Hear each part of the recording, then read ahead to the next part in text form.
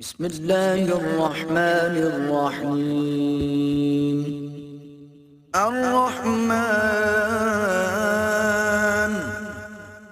علم القرآن خلق الانسان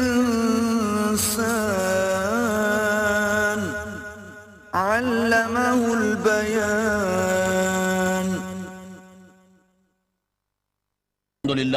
الحمد للہ وکفا والصلاة والسلام علی عباده الذین اصطفى خصوصا علی افضلهم وخاتم النبیین محمد الامین وعلی آلہ وصحبہ اجمعین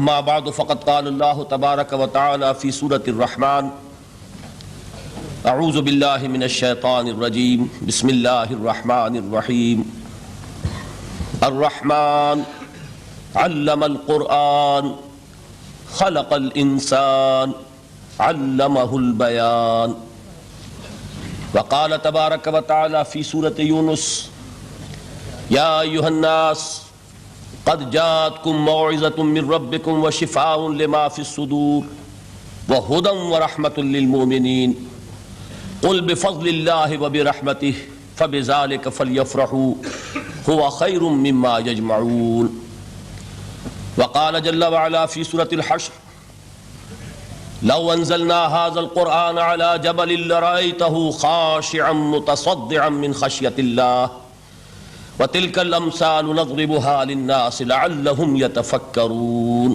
صدق الله العظيم وعن عثمان بن عفان رضي الله تعالى عنه قال قال رسول الله صلى الله عليه وسلم خيركم من تعلم القرآن وعلمه متفق علیہ وعن عمر بن الخطاب رضی اللہ تعالی عنہ قال قال رسول اللہ صلی اللہ علیہ وسلم ان اللہ یرفع بهذا الكتاب اقواما ویضع به آخرین رواہ مسلم وعن علی رضی اللہ تعالی عنہ قال قال رسول اللہ صلی اللہ علیہ وسلم انها ستكون فتنة فقلت ما المخرج منها يا رسول الله قال كتاب الله فيه نبأ ما قبلكم وخبر ما بعدكم وحكم ما بينكم إلى قوله عليه الصلاة والسلام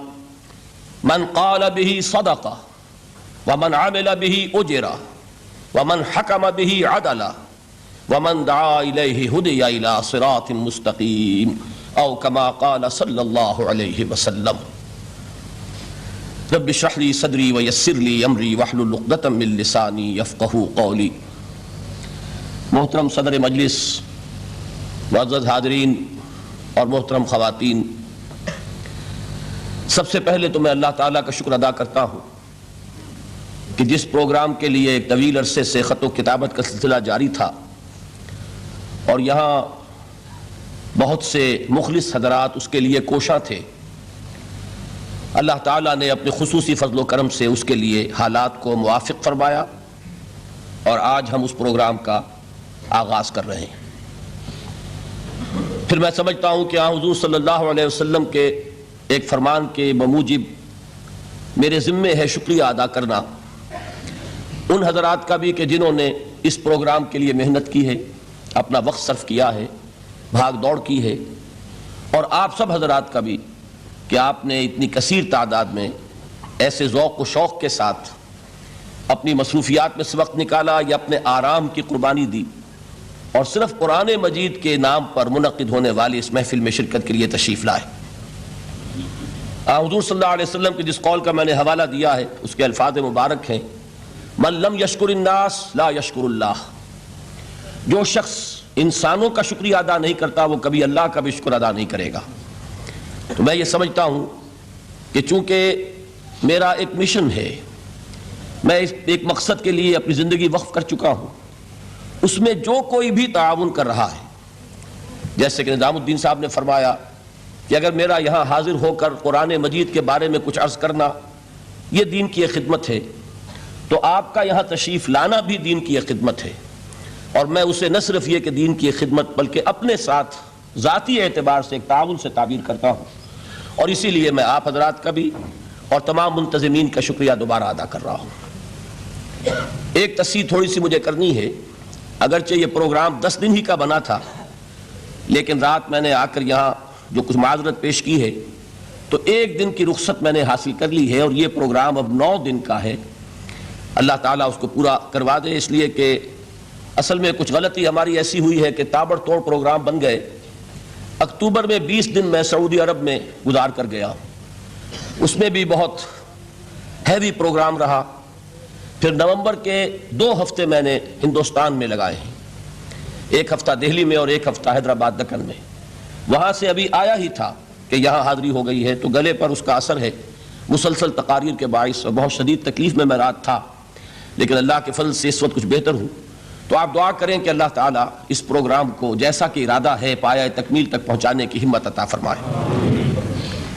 آج کی میری گفتگو در حقیقت اس 9 روزہ پروگرام کے لیے بطور تمہید ہے، چونکہ یہ 9 دن ہمیں قرآن مجید کے کچھ مقامات کا مطالعہ کرنا ہے ایک منطقی ترتیب کے ساتھ، لہذا آج کے لیے مجھے جو موضوع دیا گیا وہ عظمت قرآن ہے۔ عظمت قرآن کے ضمن میں اس کے کچھ پہلو تو وہ ہیں کہ جن کا اقرار اور اعتراف غیر مسلموں کو بھی ہے، اور کچھ پہلو وہ ہیں کہ جن کا ادراک اور جن کا شعور صرف صاحب ایمان ہی کو حاصل ہو سکتا ہے۔ تو میں سب سے پہلے وہ پہلو بیان کروں گا کہ جس کا اعتراف غیر مسلموں نے کیا اور ڈنکے کی چوٹ کیا۔ پہلی بات یہ کہ پوری دنیا میں یہ حقیقت مسلم ہے کہ جتنی بھی کتابوں کے بارے میں یہ خیال ہے کہ وہ آسمانی ہیں، الہامی ہیں، یا جتنی کتابوں نے خود دعویٰ کیا ہے کہ وہ اس کائنات کے خالق کے کلام پر مشتمل ہیں، ان میں سے صرف ایک کتاب ہے قرآن مجید، جس کی انٹیگریٹی، اوتھینٹسٹی، اس پر قطعاً کوئی حرف آج تک نہیں رکھا جا سکا۔ باقی کوئی کتاب اپنے اصل ٹیکسٹ کے ساتھ محفوظ نہیں ہے۔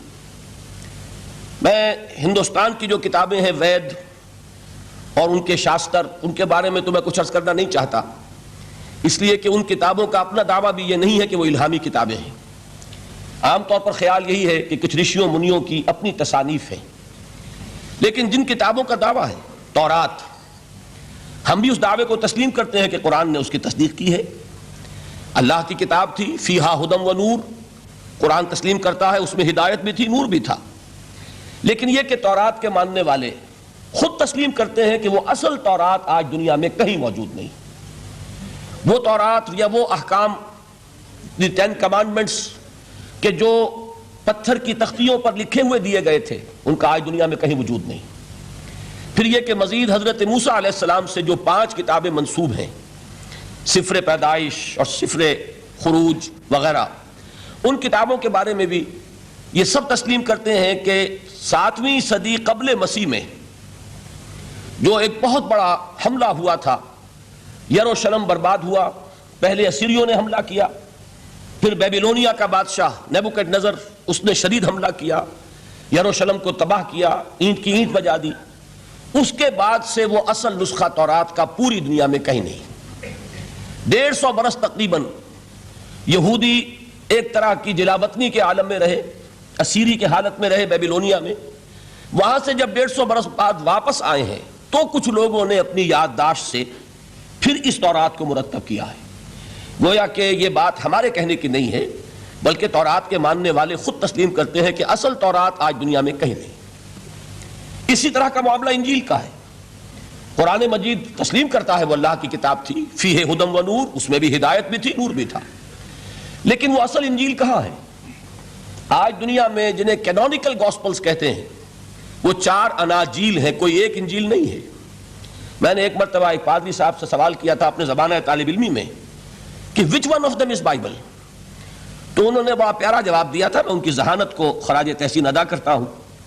پہلے تو انہوں نے کہا none of them is Bible, لیکن اس کے بعد اپنی بات قائم رکھنے کے لیے بڑی ذہانت کے ساتھ ایک بات کہی، بائبل از ان دم، ان میں سے کوئی، ہم یہ نہیں کہہ سکتے کہ یہ بائبل ہے، لیکن بائبل ان میں ہے۔ ویسے آپ کے علم میں ہوگا کہ 100 سے زیادہ تھیں یہ اناجیل کہ جن میں انتخاب کیا گیا تھا، تقریباً 302 میں غالباً وہ نیکیا کی، یہ کاؤنسل ہوئی تھی رومن ایمپرر کے زیر اہتمام، ان میں سے 4 کو چنا گیا تھا، یہ کینونیکل ہے، باقی اپوکریفل ہیں، وہ غیر قانونی ہیں۔ بہرحال ایک بات بالکل واضح ہے، حضرت مسیح علیہ السلام کی زبان یا عبرانی ہو سکتی تھی یا ارامائک، اور ان دونوں زبانوں میں انجیل کا کوئی نسخہ آج دنیا میں موجود نہیں۔ جو اس کا سب سے قدیمی نسخہ ہے وہ بھی گریک ٹرانسلیشن ہے، تو معلوم ہوا کہ ٹرانسلیشن تو اصل کبھی ہو ہی نہیں سکتا۔ واقعہ یہ ہے کہ کسی بھی زبان سے کسی دوسری کتاب کو جوں کا تو منتقل کرنا ممکن نہیں۔ قرآن مجید کا یہی وجہ ہے کہ علماء ایک بہت طویل عرصے تک ترجمے کی مخالفت کرتے رہے کہ کہیں ایسا نہ ہو کہ اگر لوگوں کی توجہ تراجم کی طرف ہو جائے تو اصل ٹیکسٹ کی طرف سے توجہ ہٹ جائے۔ لہذا آپ کے شاید علم میں ہو کہ جب پہلی مرتبہ ہندوستان میں امام الہند حضرت شاہ ولی اللہ دہلوی رحمۃ اللہ علیہ نے فارسی میں ترجمہ کیا تو بعض علماء نے ان کے خلاف باقاعدہ شورش برپا کی کہ آپ نے ایک غلط کام کیا ہے، قرآن مجید کا ترجمہ نہیں ہونا چاہیے، اس لیے کہ ترجمہ اصل نہیں ہوتا۔ آپ یقین کے ساتھ کبھی نہیں کہہ سکتے کہ آپ نے ایک زبان کے مفہوم کو دوسری زبان میں جوں کا توں ادا کر دیا۔ بہرحال ان دونوں کتابوں کے بارے میں ان کے اپنے ماننے والے اس بات کا اعتراف کرتے ہیں کہ وہ اصل کتابیں کہیں نہیں ہیں، اور دنیا میں سب نے تسلیم کیا ہے کہ قرآن واحد کتاب ہے، یعنی وہ یہ نہ مانے کہ یہ اللہ کا کلام ہے، لیکن یہ تسلیم کرتے ہیں یہ وہی کتاب ہے جو محمد نے صلی اللہ علیہ وسلم اپنی امت کو عطا کی۔ یعنی اصل میں تو یہ حضور کو ملی اللہ سے، اللہ نے دی امت کو، لیکن یہ کہ وہ پہلی بات کو مان لے تب تو وہ مومن ہو جائیں گے۔ میں نے اسی لیے کہا تھا کہ غیر مسلموں کی گواہی میں پیش کروں گا سب سے پہلے، اور یہ اس کی فہرست مجھے دینے کی ضرورت نہیں ہے، یہ بات میں پورے اطمینان کے ساتھ کہہ رہا ہوں کہ بے شمار مستشرقین نے اس بات کو تسلیم کیا ہے کہ یہ ماننا پڑتا ہے کہ اس کا ٹیکسٹ جو ہے پریزروڈ ہے، یہ محفوظ ہے، اس کی انٹیگریٹی اوتھینٹسٹی اس کے بارے میں کسی شک و شبے کی گنجائش نہیں۔ یہاں تک کہ اس کی قراءت میں اگر کہیں کوئی فرق ہے وہ فرق بھی محفوظ رکھا گیا ہے۔ یہ 7 قراءت اور 10 قراءت کے جو قاری جو آپ کو ملتے ہیں یہ ایک فن ہے اپنی جگہ پر کہ ذرا سا اس کی موڈ آف ریسیٹیشن کے اندر بھی اگر کوئی فرق ہے تو وہ فرق بھی محفوظ ہے۔ یہ نہیں ہے کہ جو شخص جس طرح چاہے پڑھ لے، بلکہ یہ کہ اس کا ایک ایک شوشہ محفوظ، اس کو پھر یہ کہ سب سے بڑی بات یہ کہ اس کی حفاظت کا ذریعہ لوگوں کا حفظ، ان کے سینوں میں اس کا جمع ہو جانا۔ خود نبی اکرم صلی اللہ علیہ وسلم سے اللہ تعالیٰ نے فرمایا تھا کہ لا تحرک بہ لسانک لتعجل بہ ان علینا جمعہ وقرآنہ فاذا قرأناہ فاتبع قرآنہ ثم ان علینا بیانہ۔ اے نبی آپ اپنے اوپر مشقت نہ لیجئے، اس کتاب کو یاد کرنے کے لیے اپنی زبان کو تیزی سے حرکت مت دیجئے، ہمارے ذمے ہے اسے آپ کے سینے میں محفوظ کر دینا، پھر جب ہم تمہیں پڑھوائیں تو اسی ترتیب سے پڑھنا۔ تو یہ قرآن مجید کا جمع کیا جانا یہ ہمیں معلوم ہے کہ یہ 22 برس کے عرصے میں نازل ہوا، نجمن نجمن تھوڑا تھوڑا کر کے، لیکن اس کو جمع کرنے کا کام بھی خود اللہ نے اپنے ذمہ لیا تھا۔ ان علینا جمعہ وقرآنہ، یہ بات آ گئی تو میں عرض کر دوں ہمارے ذہنوں میں ایک مغالطہ ہے، اور اس مغالطے کی وجہ سے دشمنوں کو فائدہ پہنچتا ہے۔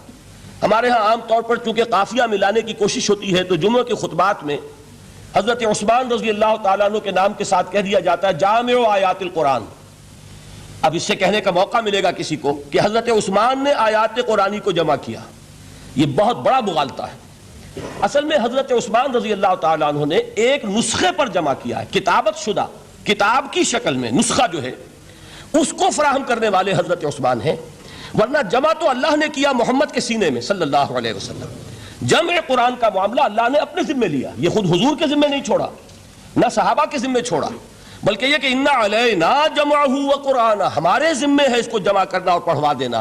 پڑھوانا ظاہر بات ہے بغیر ترتیب کے ممکن نہیں، اور احادیث میں آپ نے سنا ہوگا کہ بارہا یہ بات آپ کے سامنے آئی ہوگی کہ حضور ہر رمضان مبارک میں قرآن مجید کا دور فرماتے تھے حضرت جبرائیل کے ساتھ، اور آخری رمضان مبارک جو تھا آپ کی حیات دنیاوی کا، اس میں 2 مرتبہ پورے قرآن کا دور کیا ہے آپ نے حضرت جبرائیل کے ساتھ۔ اب ظاہر بات ہے جب قرآن کا دور ہوا ہے تو کیا وہ غیر مرتب تھا؟ وہ جمع ہو چکا تھا، مرتب ہو چکا تھا۔ البتہ حضور کے سینے میں سب سے پہلے جمع کیا گیا، اور قرآن اولاً جو جمع ہوا ہے وہ صحابہ کے بھی سینوں میں جمع ہوا ہے۔ وہ کتابت کی شکل میں ایک کتاب کی صورت میں موجود نہیں تھا حضور کے انتقال کے وقت، بلکہ جمع تھا صحابہ کے سینوں میں، اور صحابہ کے پاس کتابت شدہ کچھ اوراق تھے۔ کسی کے پاس اونٹ کی یہ شانے کی ہڈی جو ہوتی ہے بہت بڑی اور چوڑی ہوتی ہے چپٹی، اس پر لکھی ہوئی صورتیں ہیں، کسی کے پاس جھلیوں پر لکھی ہوئی، کاغذ بہت نایاب تھا، لیکن یہ کہ کتابت کی شکل میں پھر اس کو جمع کروایا حضرت ابوبکر صدیق نے رضی اللہ تعالیٰ عنہ، اس لیے کہ جنگ یمامہ میں بہت سے حفاظ شہید ہو گئے، تو تشویش پیدا ہوئی کہ اگر حفاظ شہید ہو گئے تو قرآن مجید کی حفاظت کیسے ہوگی؟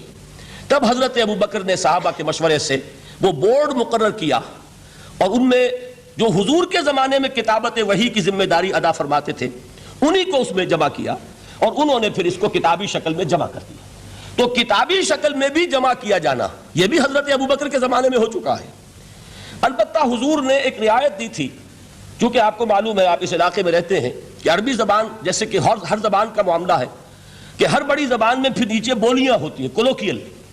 وہ جو کولوکیل جو بولیاں ہیں ان میں مختلف طریقے سے لوگ پڑھتے تھے، اس سے پھر یہ اندیشہ ہوا کہ یہ مختلف لہجے اگر رہے تو اس سے بھی پھر قرآن کے بارے میں اختلاف ہو جائے گا۔ تو حضرت عثمان رضی اللہ تعالیٰ عنہ نے پھر قرآن مجید کا ایک اوتھینٹک نسخہ تیار کیا کہ اب صرف یہی نسخہ دنیا میں رہے گا، اور باقی سارے نسخے جو ہیں ان کو تلف کر دیا گیا، تاکہ اب وہ لہجے کا کوئی اختلاف جو ہے وہ بھی باقی نہ رہے۔ اور اس کے 4 نسخے تیار کیے گئے، اور وہ نسخے آج بھی دنیا میں موجود ہیں۔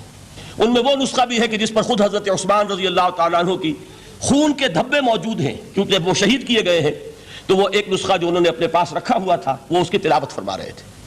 بہرحال پہلی بات یہ ہے جو بالکل تاریخی حقیقت ہے کہ جن کتابوں کو بھی آسمانی ہونے کا دعویٰ ہے ان میں واحد کتاب ہے قرآن مجید، جس کا متن محفوظ ہے۔ دنیا میں کوئی اور کتاب ایسی نہیں ہے جو یہ دعویٰ کر کے قرآن کے مقابلے میں آ سکے۔ اور پھر آپ کو معلوم ہے کہ کتنے بڑے پیمانے پر پوری امت میں اس حفاظت قرآن کے عمل میں حفاظ حصہ لے رہے ہیں، لکھوکھا حفاظ موجود ہیں۔ بعض ممالک میں آپ کو 8-8 10-10 برس کے بچے جو ہیں وہ حافظ مل جائیں گے۔ کوئی دنیا میں اور کتاب نہیں ہے کہ جس کے حافظ موجود ہوں۔ بڑے بڑے علماء کی تصحیح کر دیتے ہیں 8-8 سال کے بچے کہ یہ آپ غلط پڑھ رہے ہیں۔ اس کے اس طریقے سے ایک ایک شوشہ جو ہے وہ محفوظ کر لیا گیا ہے۔ تو یہ بات جو ہے یہ قرآن مجید کی عظمت اور فضیلت کے ضمن میں پہلی حقیقت ہے کہ جسے ہمیں سامنے رکھنا چاہیے، اور اس حقیقت کے ادراک و شعور کے لیے قرآن پر ایمان لازم نہیں ہے، بلکہ یہ وہ بات ہے کہ جس کا اعتراف ہر شخص کرے گا، خواہ وہ قرآن کو اللہ کا کلام مانتا ہو یا نہ مانتا ہو۔ دوسری بات قرآن مجید کی عظمت کے ضمن میں یہ ہے، اور وہ اس پہلو سے پوری دنیا کو ماننی پڑے گی، اور واقعہ یہ ہے کہ جو ان میں اصحاب دانش و بینش ہیں وہ مانتے ہیں کہ محمد الرسول اللہ صلی اللہ علیہ وسلم کا تعلق کسی پری ہسٹورک ایرا سے نہیں۔ حضور کل 1400 برس پہلے کی شخصیت ہیں، تاریخ کا یوں سمجھیے کہ نصف النہار، the very mid day of history, کہ کوئی چیز بھی ان کی پردہ اخفاء میں نہیں ہے۔ اور حضور صلی اللہ علیہ وسلم کی یہ بات ہر شخص مانے گا کہ آپ نے تاریخ انسانی کا ایک عظیم ترین انقلاب برپا کیا۔ اس دور میں آپ کے علم میں ہوگا ابھی کچھ 6-7 سال پہلے امریکہ میں ایک کتاب شائع ہوئی دی 100، ڈاکٹر مائیکل ہارٹ اس کے مصنف ہیں۔ مشاہیر عالم کے موضوع پر اس سے پہلے بھی دنیا میں بہت کتابیں لکھی گئیں، بڑے انسان، بڑی شخصیتیں، ان کے چھوٹے چھوٹے لائف سکیچ، لیکن یہ کہ یہ کتاب اس اعتبار سے بڑی یونیک ہے، منفرد ہے، کہ انہوں نے 100 افراد کا انتخاب کیا، پوری انسانی تاریخ کی عظیم ترین 100 شخصیتیں، پھر ان میں گریڈیشن کی، ان میں ایک درجہ بندی قائم کی۔ یہ 100 تو ہیں عظیم ترین پوری نوع انسانی میں، ان میں عظیم ترین کون ہے، پھر نمبر 2 کون ہے، پھر نمبر 3 کون ہے۔ یہی وجہ ہے کہ انہوں نے تاریخی اعتبار سے مرتب نہیں کیا، کرونالوجیکل آرڈر میں نہیں، بلکہ اس ترتیب سے کہ جو عظیم ترین انسان ہے اس کے نزدیک نمبر 1 پر اس کو لائے، پھر نمبر 2 پر جو ان کے بعد ہے۔ اور آپ کے علم میں یہ بات ہوگی کہ وہ ڈاکٹر مائیکل ہارٹ دی 100 میں نمبر 1 پر لائے محمد الرسول اللہ صلی اللہ علیہ وسلم، اور انہوں نے یہ کہا کہ بہت سے لوگ میری اس تصنیف میں نمبر 1 پر محمد کا ذکر دیکھ کر صلی اللہ علیہ وسلم حیران ہوں گے، اس لیے کہ ظاہر ہے وہ مسلمان نہیں ہیں، وہ تو عیسائی ہیں، تاحال بھی عیسائی ہیں۔ انہوں نے کہا کہ اس میں مجھے لازماً I owe an explanation، مجھے اس کی وضاحت کرنی پڑے گی، اور اس کی جو دلیل اس نے دی ہے وہ اس شخص کی ذہانت کی بہت بڑی عکاسی کرنے والی شے ہے۔ کہتے ہیں this is because he is the only person، یہ the only کو انڈرلائن کر لیجئے اپنے ذہن میں، واحد شخصیت ہے پوری نسل انسانی کی، supremely successful in both the religious and the secular fields، کہ زندگی کے یہ 2 خانے جو آج کے انسان نے اپنے ذہن میں قائم کر لیے ہیں، ایک خانے کو وہ کہتے ہیں یہ مذہبی خانہ، یہ انفرادی ہے، عقائد ہیں، عبادات ہیں، کچھ سوشل کسٹمز ہیں، اگر کوئی فوت ہو جائے گا تو کیا کریں گے؟ اسے دفن کریں گے، جلائیں گے، کیا کریں گے؟ پیدائش ہے، اسے سیلیبریٹ کس طرح کریں گے؟ یہ سوشل کسٹمز ہے.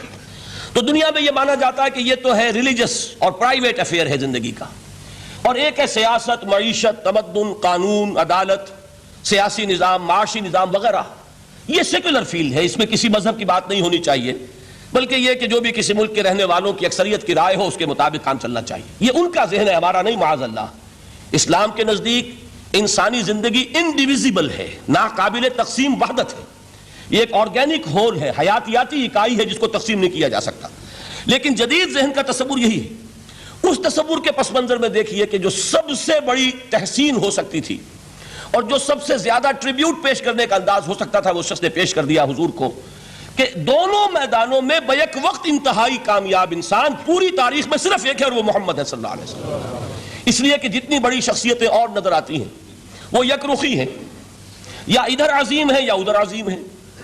جو ادھر عظمت کی حامل ہیں دین میں، مذہب میں، اخلاق میں، روحانیت میں، جیسے حضرت مسیح خود یا گوتم بدھ، ان کا سیاست میں اس میں کوئی دخل نہیں، کوئی انقلاب برپا نہیں کیا، کوئی نئی حکومت قائم نہیں کی، تو وہاں انہیں زیرو دینا پڑتا ہے.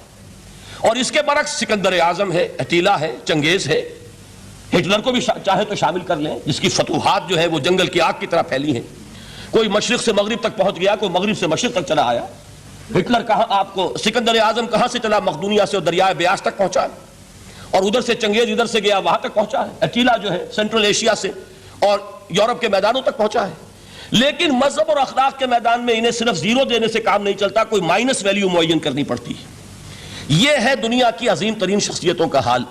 ایک شخصیت ایسی ہے محمد کی صلی اللہ علیہ وسلم کہ ان کے بارے میں یہ کہنا مشکل ہو جائے گا کہ ان کی زیادہ عظمت جو ہے وہ مذہبی میدان میں ہے یا زیادہ عظمت جو ہے وہ سیاسی اور ملکی میدان میں ہے. ایک نئی تہذیب، ایک نیا تمدن، ایک نیا طرز حکومت، ایک نیا نظام معیشت، ایک نیا سماجی اور معاشرتی نظام، ایک نیا قانون فوجداری، ایک نیا قانون دیوانی، زندگی کے ہر اعتبار سے ایک انقلاب برپا کیا ہے. یہ ہے محمد رسول اللہ کا وہ کارنامہ جس کو کہ غیر مسلم بھی تسلیم کرنے پر مجبور ہے. چنانچہ شاید آپ نے نام سنا ہو، ہندوستان نے جو بڑے بڑے انقلابی پیدا کیے اس صدی میں، ان میں ایک ایم این رائے، جو کمیونسٹ انٹرنیشنل، جو باسکو میں یوں سمجھیے کہ پوری دنیا میں اشتراکی تحریکوں کو کنٹرول کرنے والا ادارہ، یہ شخص اس کا بہت اہم کارکن رہا ہے، ایم این رائے. اس نے کتاب لکھی دی ہسٹوریکل رول آف اسلام، اور وہ تسلیم کرتا ہے کہ تاریخ انسانی میں عظیم ترین انقلاب وہ ہے جو محمد نے برپا کیا صلی اللہ علیہ وسلم. تو یہ چیز دوسری ہے کہ جس کو ماننا پڑتا ہے. لیکن آپ حیران ہوں گے کہ یہ سیرت کا جلسہ تو نہیں تھا، میں قرآن کی عظمت بیان کر رہا تھا. یہاں اب اصل میں جس چیز کی طرف آپ کی توجہ دلانی مقصود ہے وہ یہ ہے کہ اس عظیم ترین انقلاب کے لیے حضور کا اعلی انقلاب قرآن تھا. اتر کر ہرا سے سوئے قوم آیا اور ایک نسخہ کیمیا ساتھ لایا. اس قرآن کے ذریعے ذہن بدلے، لوگوں کی سوچ بدلی، عقائد بدلے، نقطۂ نظر بدلا، ان کا ویلیو سٹرکچر تبدیل ہو گیا. پہلے زندگی عزیز ترین متاع شمار ہوتی تھی، اب موت سب سے بڑھ کر خوش آئند ہے. شہادت ہے مطلوب و مقصود مومن، نہ مال غنیمت نہ کشور کشائی. یہ انقلاب یہ در حقیقت کس کے ذریعے سے ہوا ہے؟ سورہ فرقان میں اللہ تعالیٰ نے ارشاد فرمایا حضور سے، فَلَا تُطِعِ الْكَافِرِينَ وَجَاهِدْهُمْ بِهِ جِهَادًا كَبِيرًا. اے نبی آپ ان کافروں کی باتیں نہ مانیے، ان کے کہنے کی طرف متوجہ نہ ہوئیے، اور اس قرآن کے ذریعے سے جہاد کیجئے. جیسے کہ ابھی آپ کو بتایا نظام الدین صاحب نے، اصل انقلاب جو محمد نے برپا کیا صلی اللہ علیہ وسلم وہ تلوار کے ذریعے نہیں ہے. تلوار کے ذریعے انقلاب کی تکمیل ہوئی ہے. تو در حقیقت جو انقلاب آیا ہے، انقلاب پہلے آتا ہے انسان کی سوچ میں، انقلاب آتا ہے انسان کے نقطۂ نظر میں، انقلاب آتا ہے انسانوں کی شخصیتوں میں، ان کے کردار میں، ان کے شب و روز کے انداز میں. یہ انقلاب کون سی تلوار سے آیا؟ محمد تو تنہا تھے صلی اللہ علیہ وسلم، ایک فرد واحد سے دعوت کا آغاز فرمایا. یہ قرآن تھا در حقیقت، یہی سب سے بڑی تلوار ہے محمد رسول اللہ صلی اللہ علیہ وسلم کی. اس سے ذہنوں کو بدلا ہے، عقائد بدل دیے ہیں، نظریات بدل دیے ہیں، اسی سے لوگوں کا تزکیہ کیا ہے، اسی کو ان کے اندر اتارا ہے. یہ در حقیقت میں علامہ اقبال کا وہ شعر میرے سامنے آ رہا ہے، چوں بجا در رفت جہاں دیگر شبد. عظمت قرآن کے ذکر میں فرماتے ہیں جب یہ قرآن کسی کے اندر اتر جاتا ہے اس کے اندر انقلاب آ جاتا ہے. ہی از اے چینج پرسن. اس کی سوچ بدل گئی، نقطہ نظر بدل گیا. پہلے وہ کائنات کو سمجھتا ہوگا کہ خود بخود چل رہی ہے، اندھا بہرا مادہ اسے چلا رہا ہے، بائی این ایکسیڈنٹ یہ وجود میں آئی ہے. اب وہ سمجھتا نہیں، ایک اللہ ہے، علی کل شیء قدیر بکل شیء علیم الحی القیوم، جس نے اس کائنات کو بنایا ہے، جو اسے چلا رہی ہے، جو مدبر ہے، یدبر الامر من السماء الى الارض، تدبیر فرما رہا ہے، وہ ہے کہ جس نے اس کائنات کو پیدا فرمایا. پھر یہ کہ پہلے وہ سمجھتا ہو کہ میری زندگی کیا ہے، وہی جو کہ شہنشاہ ظفر نے کہا تھا کہ عمر حیات مانگ کے لائے تھے 4 دن، بہادر شاہ ظفر آخری تاجدار خاندان مغلیہ کا، کہ عمر دراز مانگ کے لائے تھے 4 دن، 2 آرزو میں کٹ گئے، 2 انتظار میں. کل زندگی کیا ہے یہ 30 40 50 60 70 برس. قرآن نے بتایا نہیں. اور جو ترجمانی کی اقبال نے، تو اسے پیمانہ امروز و فردا سے نہ ناپ، جاویداں پہم دواں ہر دم جواں ہے زندگی. یہ تو ایک ابدی سلسلہ ہے، اس کے لیے کوئی اختتام ہے ہی نہیں. یہ موت جو ہے یہ دی اینڈ نہیں ہے، موت ایک زندگی کا وقفہ ہے، یعنی آگے چلیں گے دم لے کر. یہ انقلاب ہے انسان کے فکر کا اور سوچ کا. اس انقلاب کے نتیجے میں وہ جماعت تیار ہوئی صحابہ کرام کی، ڈیڈیکیٹڈ، کمیٹڈ، جو آخرت کے طالب تھے، جو اللہ کے عاشق، محمد کے دیوانے صلی اللہ علیہ وسلم، تن من دھن قربان کرنے کے لیے تیار. حضور کے چشم ابرو کی جنبش جو ہے وہ ان کے لیے گویا کہ ایک حکم کے درجے میں ہے، جس کی کہ لازماً تعمیل ہوگی. اور انہوں نے اپنی گردنیں کٹوا دی، اپنے گھر اجڑوا دیے، اپنا دنیا کا جو بھی کچھ اثاثہ تھا وہ قربان کر دیا، نشاور کر دیا. تب کہیں جا کر انقلاب آیا. اور یہ شخصیتیں جو تیار ہوئیں تو ان کے تیار کرنے میں ذریعہ کیا ہے؟ قرآن. یہی وجہ دیکھیے، نوٹ کیجئے، اسی بات کو دوسرے پیرائے میں عرض کر رہا ہوں کہ تاریخ انبیاء کے ضمن میں بھی ایک بڑی عجیب حقیقت سامنے آئے گی. حضرت موسیٰ علیہ السلام کے معجزات 2 بہت مشہور ہیں، عصائے موسیٰ اور ید بیضاء. ویسے قرآن مجید نے 7 مزید گنوائے ہیں، 9 آیات بینات، 9 بڑے کھلے کھلے معجزے جو فرعون اور آل فرعون کو دکھائے گئے. پھر آپ کو معلوم ہے کہ اسی عصا کی ضرب سے سمندر کا پھٹ جانا، اسی عصا کی ضرب سے ایک چٹان سے 12 چشموں کا پھوٹ بہنا، اور پھر یہ کہ من و سلوہ کا نزول ہے اور غمام ہے صحرا کے اندر جہاں کوئی چیز سائے کے لیے نہیں ہے، ان کے اوپر ابر کا سایہ کیا جا رہا ہے. یہ سارے معجزے آپ کو نظر آ رہے ہیں. اسی طریقے سے حضرت مسیح علیہ السلام، کیسے کیسے معجزے. مردہ کو کہا قم باذن اللہ اور کھڑا ہو گیا. گارے سے بنایا ایک پرندے کی شکل اور اس میں پھونک ماری اور اڑتا ہوا پرندہ ہو گیا. یعنی یہ کہ احیاء موتا اور خلق حیات یہ آخری معجزے ہو سکتے ہیں، اس لیے کہ یہ خالص اللہ تعالیٰ کے افعال ہیں. لیکن ذرا اس کانٹیکسٹ میں دیکھیے محمد کا معجزہ کیا ہے صلی اللہ علیہ وسلم. قرآن مجید جن لوگوں نے پڑھا ہے اور سمجھ کر پڑھا ہے، ترجموں سے پڑھا ہے، یا ویسے وہ عربی زبان سے واقف ہیں، ان کو معلوم ہے کہ قرآن بار بار کہتا ہے محمد کا معجزہ. یوں تو بے شمار واقعات ہوں گے لیکن اصل معجزہ صرف اور صرف قرآن ہے. اسی کو پیش کیا گیا کہ یہی ہے، آؤ مقابلہ کر لو. اصل میں معجزہ کہتے کسے؟ معجزہ کے معنی عاجز کر دینے والی شے. یوں تو اولیاء اللہ جو ہیں ہم ان کی کرامات کے قائل ہیں. اللہ تعالیٰ اپنے کسی نیک بندے کے مقام اور مرتبے کے اظہار کے لیے کسی وقت کوئی ایسی چیز ظاہر کر دے جو قانون طبیعی کے خلاف ہو، تو یہ کرامات اولیاء حق ہے. اور اس درجے کی جو ظاہر بات ہے کہ جب اولیاء کے لیے کرامات ہے تو انبیاء کے لیے تو بہت ہوں گی.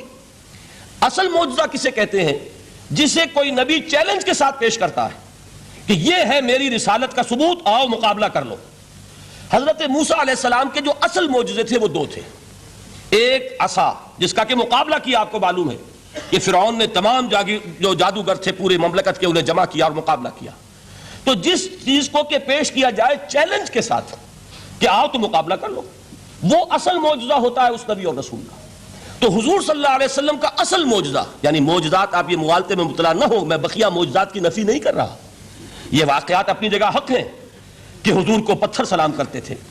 حضور صلی اللہ علیہ وسلم جس کھجور کے تنے کے ساتھ ٹیک لگا کر خطبہ دیا کرتے تھے، جبکہ ابھی مسجد نبی میں ممبر نہیں بنا تھا. جب تعداد زیادہ ہو گئی مسلمانوں کی اور ضرورت محسوس ہوئی کہ ذرا بلند مقام پر کھڑے ہو کر آپ خطبہ ارشاد فرمائیں، تو پھر وہ ممبر بنا کر رکھا گیا.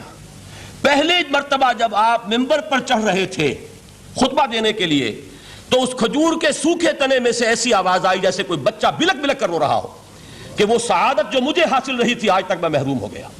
تو یہ انبیاء کا مقام ہے. مولانا روم نے اسی لیے کہا ہے کہ فلسفی کو منکر حنانہ است، از حواس انبیاء بیگانہ است. فلسفی اور عقلیت پرست انسان وہ تو حنانہ کا انکار کر دے گا، کیسے ممکن ہے سوکھا تنا اور اس کے اندر سے بچے کی طرح بلکنے کی آواز آئے. لیکن یہ اس لیے کہ وہ انبیاء کے خصوصی احوال جو ہیں ان کو جانتا نہیں.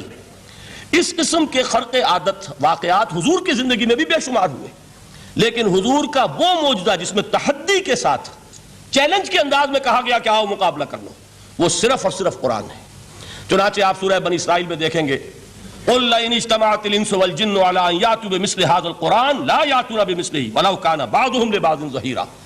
اے نبی چیلنج کر دیجئے، اگر تمام انسان اور تمام جن مل کر یہ چاہیں کہ اس قرآن جیسی کوئی تصنیف کر دیں تو چاہے وہ ایک دوسرے کا کتنی بھی اس میں مدد کریں اور تعاون کریں، وہ ہرگز قرآن جیسی کتاب تصنیف نہیں کر سکتے. اس سے آگے بڑھ کر یہ بات کہی گئی، اچھا پورا قرآن نہیں لا سکتے، اس قرآن کی طرح کی 10 صورتیں ہی تصنیف کر لو. جب اس کا بھی جواب نہیں دیا گیا تو جسے کہتے ہیں برسبیل تنزل، اور پنجابی میں کہتا ہے کہ برے کو گھر تک پہنچانا، وہ برے کو گھر تک پہنچانے کے لیے فرمایا ایک صورت ہی بنا لاؤ.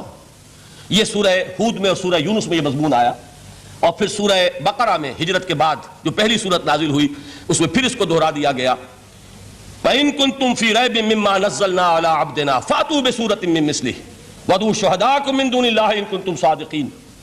کہ اگر تمہیں کوئی شک ہے اس کتاب کے بارے میں جو ہم نے نازل فرمائی ہے، شک کیا ہوگا؟ شک اسی بات میں ہوگا کہ شاید یہ محمد کا اپنا کلام ہے صلی اللہ علیہ وسلم، یا کوئی اور انسان ہے جو انہیں سکھا پڑھا رہا ہے. اگر تمہیں اس نوعیت کا کوئی شک ہے تو اس جیسی ایک صورت بنا لاؤ. فَأْتُوا بِسُورَةٍ مِّن مِّثْلِهِ. اور نوٹ کیجئے گا سورۃ العصر بھی صورت ہے، سورۃ الکوثر بھی صورت ہے. 3 آیات بھی اگر ایسی تم تصنیف کر کے لے آؤ تب تو تمہیں کچھ شک کرنے کا حق حاصل ہوگا، اور اگر نہیں کر سکتے تو جان لو فَإِن لَمْ تَفْعَلُوا وَلَن تَفْعَلُوا. پھر اگر تم ایسا نہ کر سکو اور ہرگز نہیں کر سکو گے، ذرا چیلنج کا انداز دیکھیے کہ ہرگز نہیں کر سکو گے. فَاتَّقُوا النَّارَ الَّتِي وَقُودُهَا النَّاسُ وَالْحِجَارَةُ. تو ڈرو اس آگ سے جس کا ایندھن بنیں گے انسان اور پتھر. اب اس بات کو سمجھیے کہ تاریخی حقیقت ہے یہ جس کا کوئی کافر انکار نہیں کر سکتا کہ وہ کوئی شخص اس چیلنج کو قبول کرنے کی جرت نہیں کر سکا. اگر جھوٹ موٹ کو بھی کوئی کھڑا ہو جاتا اور کہتا کہ ٹھیک ہے میں نے یہ ایک صورت بنائی ہے اور میرا دعویٰ یہ ہے کہ یہ قرآن جیسی ہے، تو ایک کنٹروورسی تو پیدا ہو جاتی نا. کچھ لوگ چاہے کہتے کہ نہیں یہ قرآن کے سطح کی نہیں ہے، لیکن یہ کہ اس کا دعویٰ تو ہو جاتا. لیکن تاریخ یہ بتا رہی ہے کہ سرے سے کسی شخص نے اس کی جرت نہیں کی. اس درجے وہ قرآن سے مرعوب ہوئے. تو حضور کا سب سے بڑا معجزہ جو آج تک زندہ ہے، اس کو ذہن میں رکھیے، میں نے جو حضرت موسیٰ حضرت عیسیٰ کے معجزات گنوائے ہیں وہ در حقیقت ان کی اپنی ذات کے ساتھ تھے. ید بیضا موسیٰ کے ساتھ تھا، عصا معجزہ اس وقت تھا جب موسیٰ کے ہاتھ میں تھا. اس کے بعد کئی 100 برس تک وہ صندوق سکینہ جو ہے، تابوت سکینہ، اس میں وہ عصا رکھا رہا، لیکن اب وہ معجزہ نہیں تھا، وہ سوکھی لکڑی تھی، اس کے سوا کچھ نہیں. تو تمام انبیاء اور رسول کے معجزے ختم ہو گئے، وہ ان کی ذات کے ساتھ تھے. محمد الرسول اللہ کی رسالت دائمی ہے تا قیام قیامت، لہذا معجزہ بھی آپ کا دائمی ہے. وہ معجزہ آج بھی موجود ہے.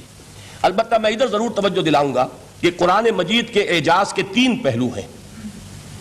پہلا پہلو، اور زیادہ تر اسی کی طرف توجہ زیادہ ہوئی ہے، وہ ہے قرآن کی فصاحت، بلاغت، ادبیت، اس کی چاشنی. ظاہر بات ہے کہ اس کا شعور اور ادراک صرف عربوں کو ہو سکتا ہے، بلکہ میرے خیال میں ناراض نہ ہو اہل عرب تو آج کے عربوں کو بھی نہیں ہو سکتا. یہ اسی دور کے عرب، ان کی اپنی جو اس وقت کی زبان تھی، اس زبان میں فصحاء، بلغاء، شعراء، خطباء، ان کو اتنا زوم تھا کہ وہ باقی پوری دنیا کو کہتے تھے یہ گونگے ہیں، بولنا ہمیں آتا ہے، خطیب ہم ہیں، شاعر ہم ہیں، خطبہ ہم دے سکتے ہیں، شعر ہم کہہ سکتے ہیں، باقی سب تو عجمی ہیں، گونگے ہیں. ان کے اندر نہ فصاحت ہے، نہ بلاغت ہے، نہ ان کے کلام میں چاشنی ہے، نہ اس کے اندر کوئی شکو ہے. یہ دعویٰ جنہیں تھا، جب ان کے منہ بند ہو گئے قرآن کو سننے کے بعد کہ اس کلام کا کوئی مقابلہ ممکن نہیں ہے، جو ان کے سبع معلقہ کے شعراء میں سے آخری شاعر وہ ایمان لے آئے. اس کے بعد جب ان سے کہا گیا کہ اب آپ شعر نہیں کہتے، حضرت عمر نے ایک مرتبہ ان سے سوال کیا کیا بات ہے اب آپ نے شعر کہنے چھوڑ دیے؟ تو ان کا جواب یہ تھا ابعد القرآن، کیا آپ قرآن کے بعد بھی اس کا امکان ہے کہ کوئی شخص اپنی فصاحت اور بلاغت کا کوئی اظہار کرنا چاہے؟ یہ تو فصاحت اور بلاغت کی ایک معراج ہے کہ جس تک کہ اب کسی انسان کی رسائی ممکن نہیں. تو فصاحت اور بلاغت جو ہے قرآن کی اور اس کی ادبیت، در حقیقت اس کا ادراک تو ہو سکتا ہے صرف اہل زبان کو. ہم لوگ جو ترجموں سے پڑھتے ہیں، چاہے کتنی ہی گرامر پڑھ لیں، کتنی صرف و نحو پڑھ لیں، واقعہ یہ ہے کہ وہ جو ایک ہوتا ہے نفس پر جب انگلی آتی ہے تو جو ایک آپ کو فیل ہوتی ہے، وہ فیل ہم جو عجمی لوگ ہیں جن کی مادری زبان عربی نہیں ہے وہ قرآن مجید کی فصاحت اور بلاغت کو اس طور سے نہیں سمجھ سکتے جیسے کہ اہل زبان سمجھ سکتے ہیں، اور خاص طور پر جیسے کہ اس زمانے کے اہل زبان نے سمجھا۔ آج چونکہ عربی زبان ویسے تو جو اس کی فصیح لینگویج ہے وہ جو کہ تو اپنی اصل پر قائم ہے، اور وہ اسی قرآن کے طفیل اور قرآن کے صدقے قائم ہے، ورنہ دنیا میں کوئی دوسری زبان نہیں ہے کہ جو 1500 برس تک اتنی پیور رہ جائے۔ اس میں تبدیلی آتی ہے۔ خود اردو جو ہے 300 برس کی اردو، دکن کی اردو، ذرا اس کو کبھی پڑھیے تو آپ حیران ہوں گے کہ یہ اردو زبان ہے، اور آج کی اردو کوئی اور ہے۔ یہ صرف 200-250 برس کے اندر یہ انقلاب اردو میں ہو چکا ہے۔ عربی زبان 1500 برس سے وہ قائم ہے اپنے اسی جگہ پر، اور وہ صرف قرآن کا اعجاز اور قرآن کا صدقہ ہے۔ لیکن باقی جو اصل میں بولی جانے والی زبانیں ہیں وہ بہت بدل چکی ہیں، لہذا تمام اہل عرب کے لیے بھی اب قرآن کے اس پہلو کو صحیح طور پر سمجھنا ممکن نہیں ہے۔ قرآن کی جو اعجاز کے 2 پہلو ہیں وہ ہے در حقیقت جو میری اور آپ کی توجہ کے خاص طور پر در حقیقت حقدار ہیں، اور ہمیں ان کی طرف توجہ کرنی چاہیے۔ بدقسمتی سے اس کی طرف عام طور پر علماء نے توجہ نہیں کی، اس کی صرف ادبیت ہی کا چرچا ہوتا ہے۔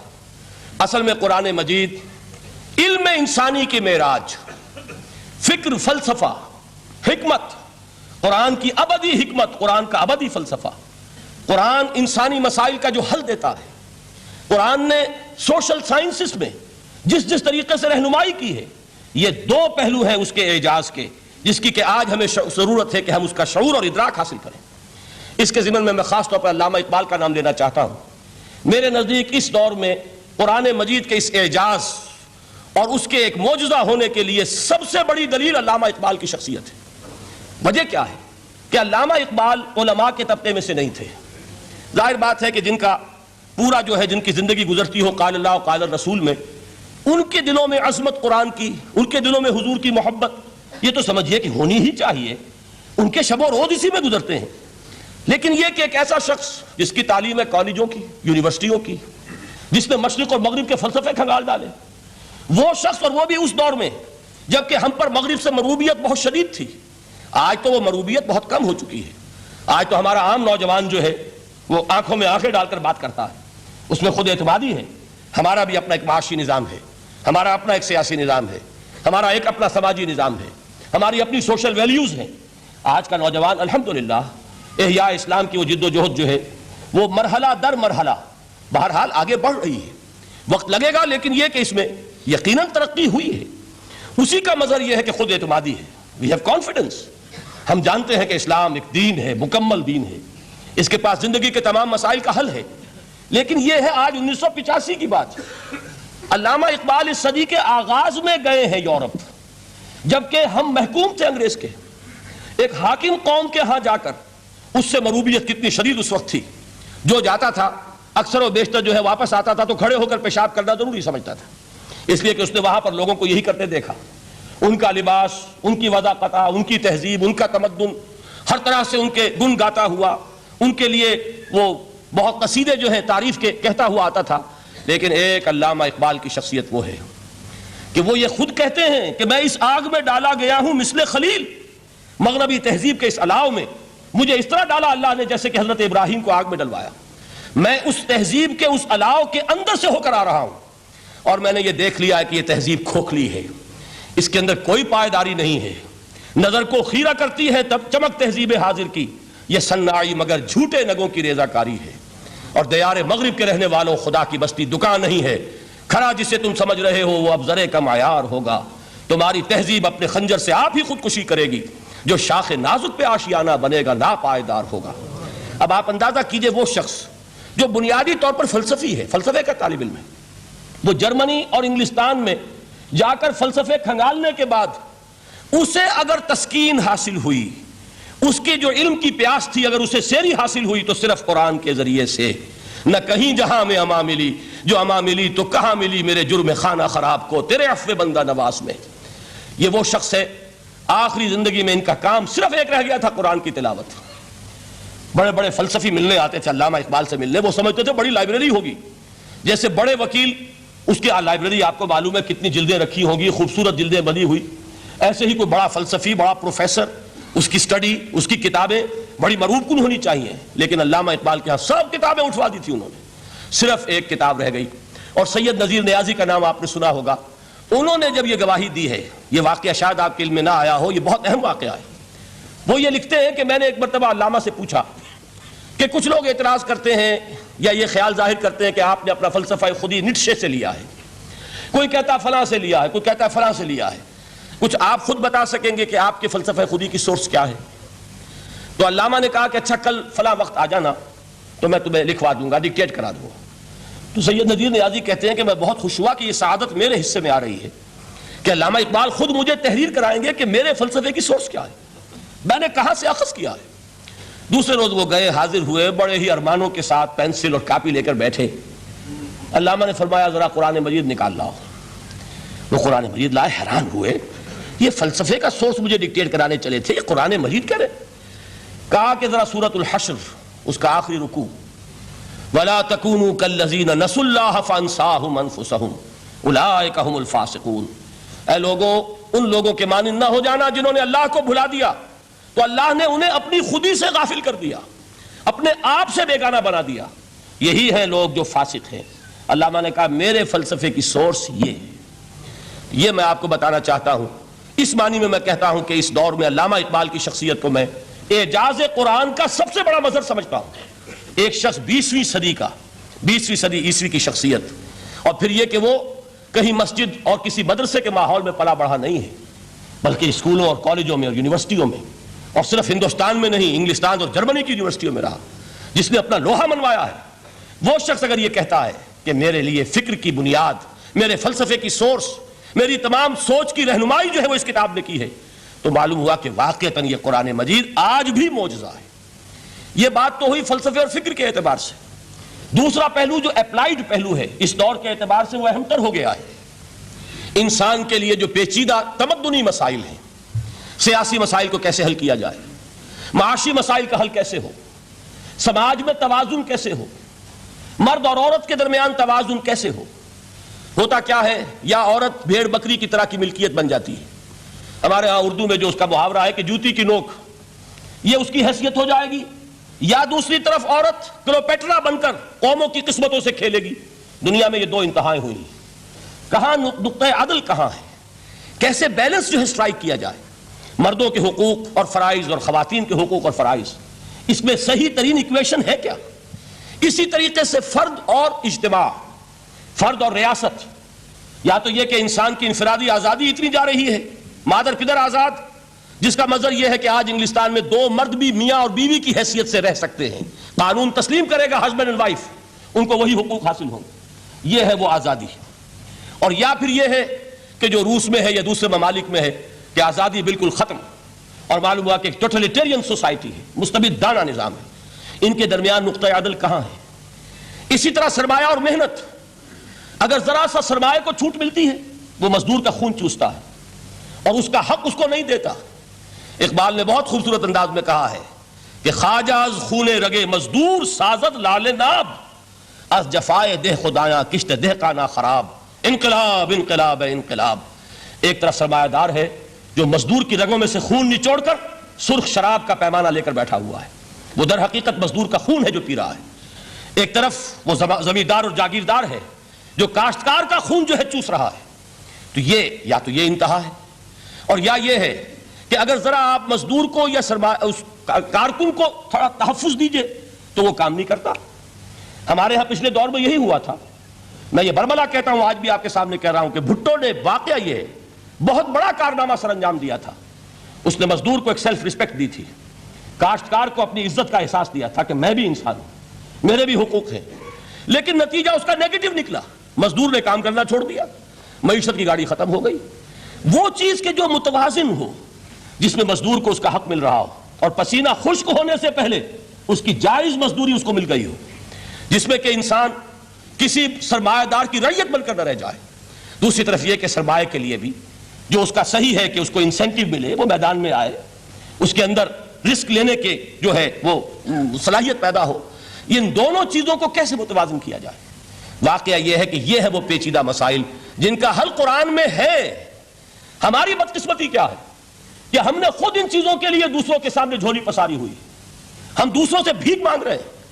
ہمارا حال کیا ہوا تھا اس صدی کے شروع میں؟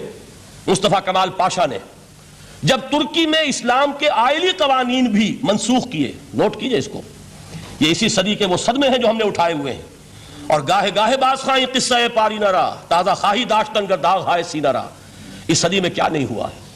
عربوں کی ریوولٹ ترکوں کے خلاف، ان کے پیٹھ میں جو خنجر گھونپا، اور ایک انگریز، ایک کرنل لارنس کی وہ ساری شرارت، اس کے نتیجے میں ایک عظیم مملکت عثمانیہ، سلطنت عثمانیہ، دی گریٹ آٹومان امپائر، اس کے چیتڑے اڑ گئے، اور اس کے بعد وعدے کیے تھے عربوں سے کہ ہم تمہیں حکومت دیں گے۔ ہوا کیا کہ ان کے چھوٹے چھوٹے ٹکڑے کیے اور تقسیم کر لیے، مغربی سامراج کا دور شروع ہو گیا۔ اس کا ایک رد عمل مصطفیٰ کمال پر اس درجے شدید ہوا، اس نے ہر چیز جس کا تعلق عربوں سے تھا اس کو ختم کر دیا، ملک بدر کر دیا۔ عربی میں اذان نہیں ہوگی، عربی میں نماز نہیں پڑھی جائے گی، اور اسی کے ضمن میں یہاں تک گیا کہ فیملی لاز بھی، رومن لاز جو ہیں وہ نافذ کیے۔ تو یورپ کے اخبارات نے اس وقت یہ طنز کیا تھا مسلمانوں پر، یہ مسلمان عجیب قوم ہے، کہتے یہ ہے کہ ہمارے پاس دنیا کا بہترین ضابطہ ہے، بہترین قانون ہے، ہمارے قانون سے بہتر کسی کا قانون نہیں، اور حال یہ ہے کہ فیملی لاز کے لیے بھی یہ ہم سے بھیک مانگ رہے ہیں، ہم سے وہ قوانین لے کر اپنے ہاں نافذ کر رہے ہیں۔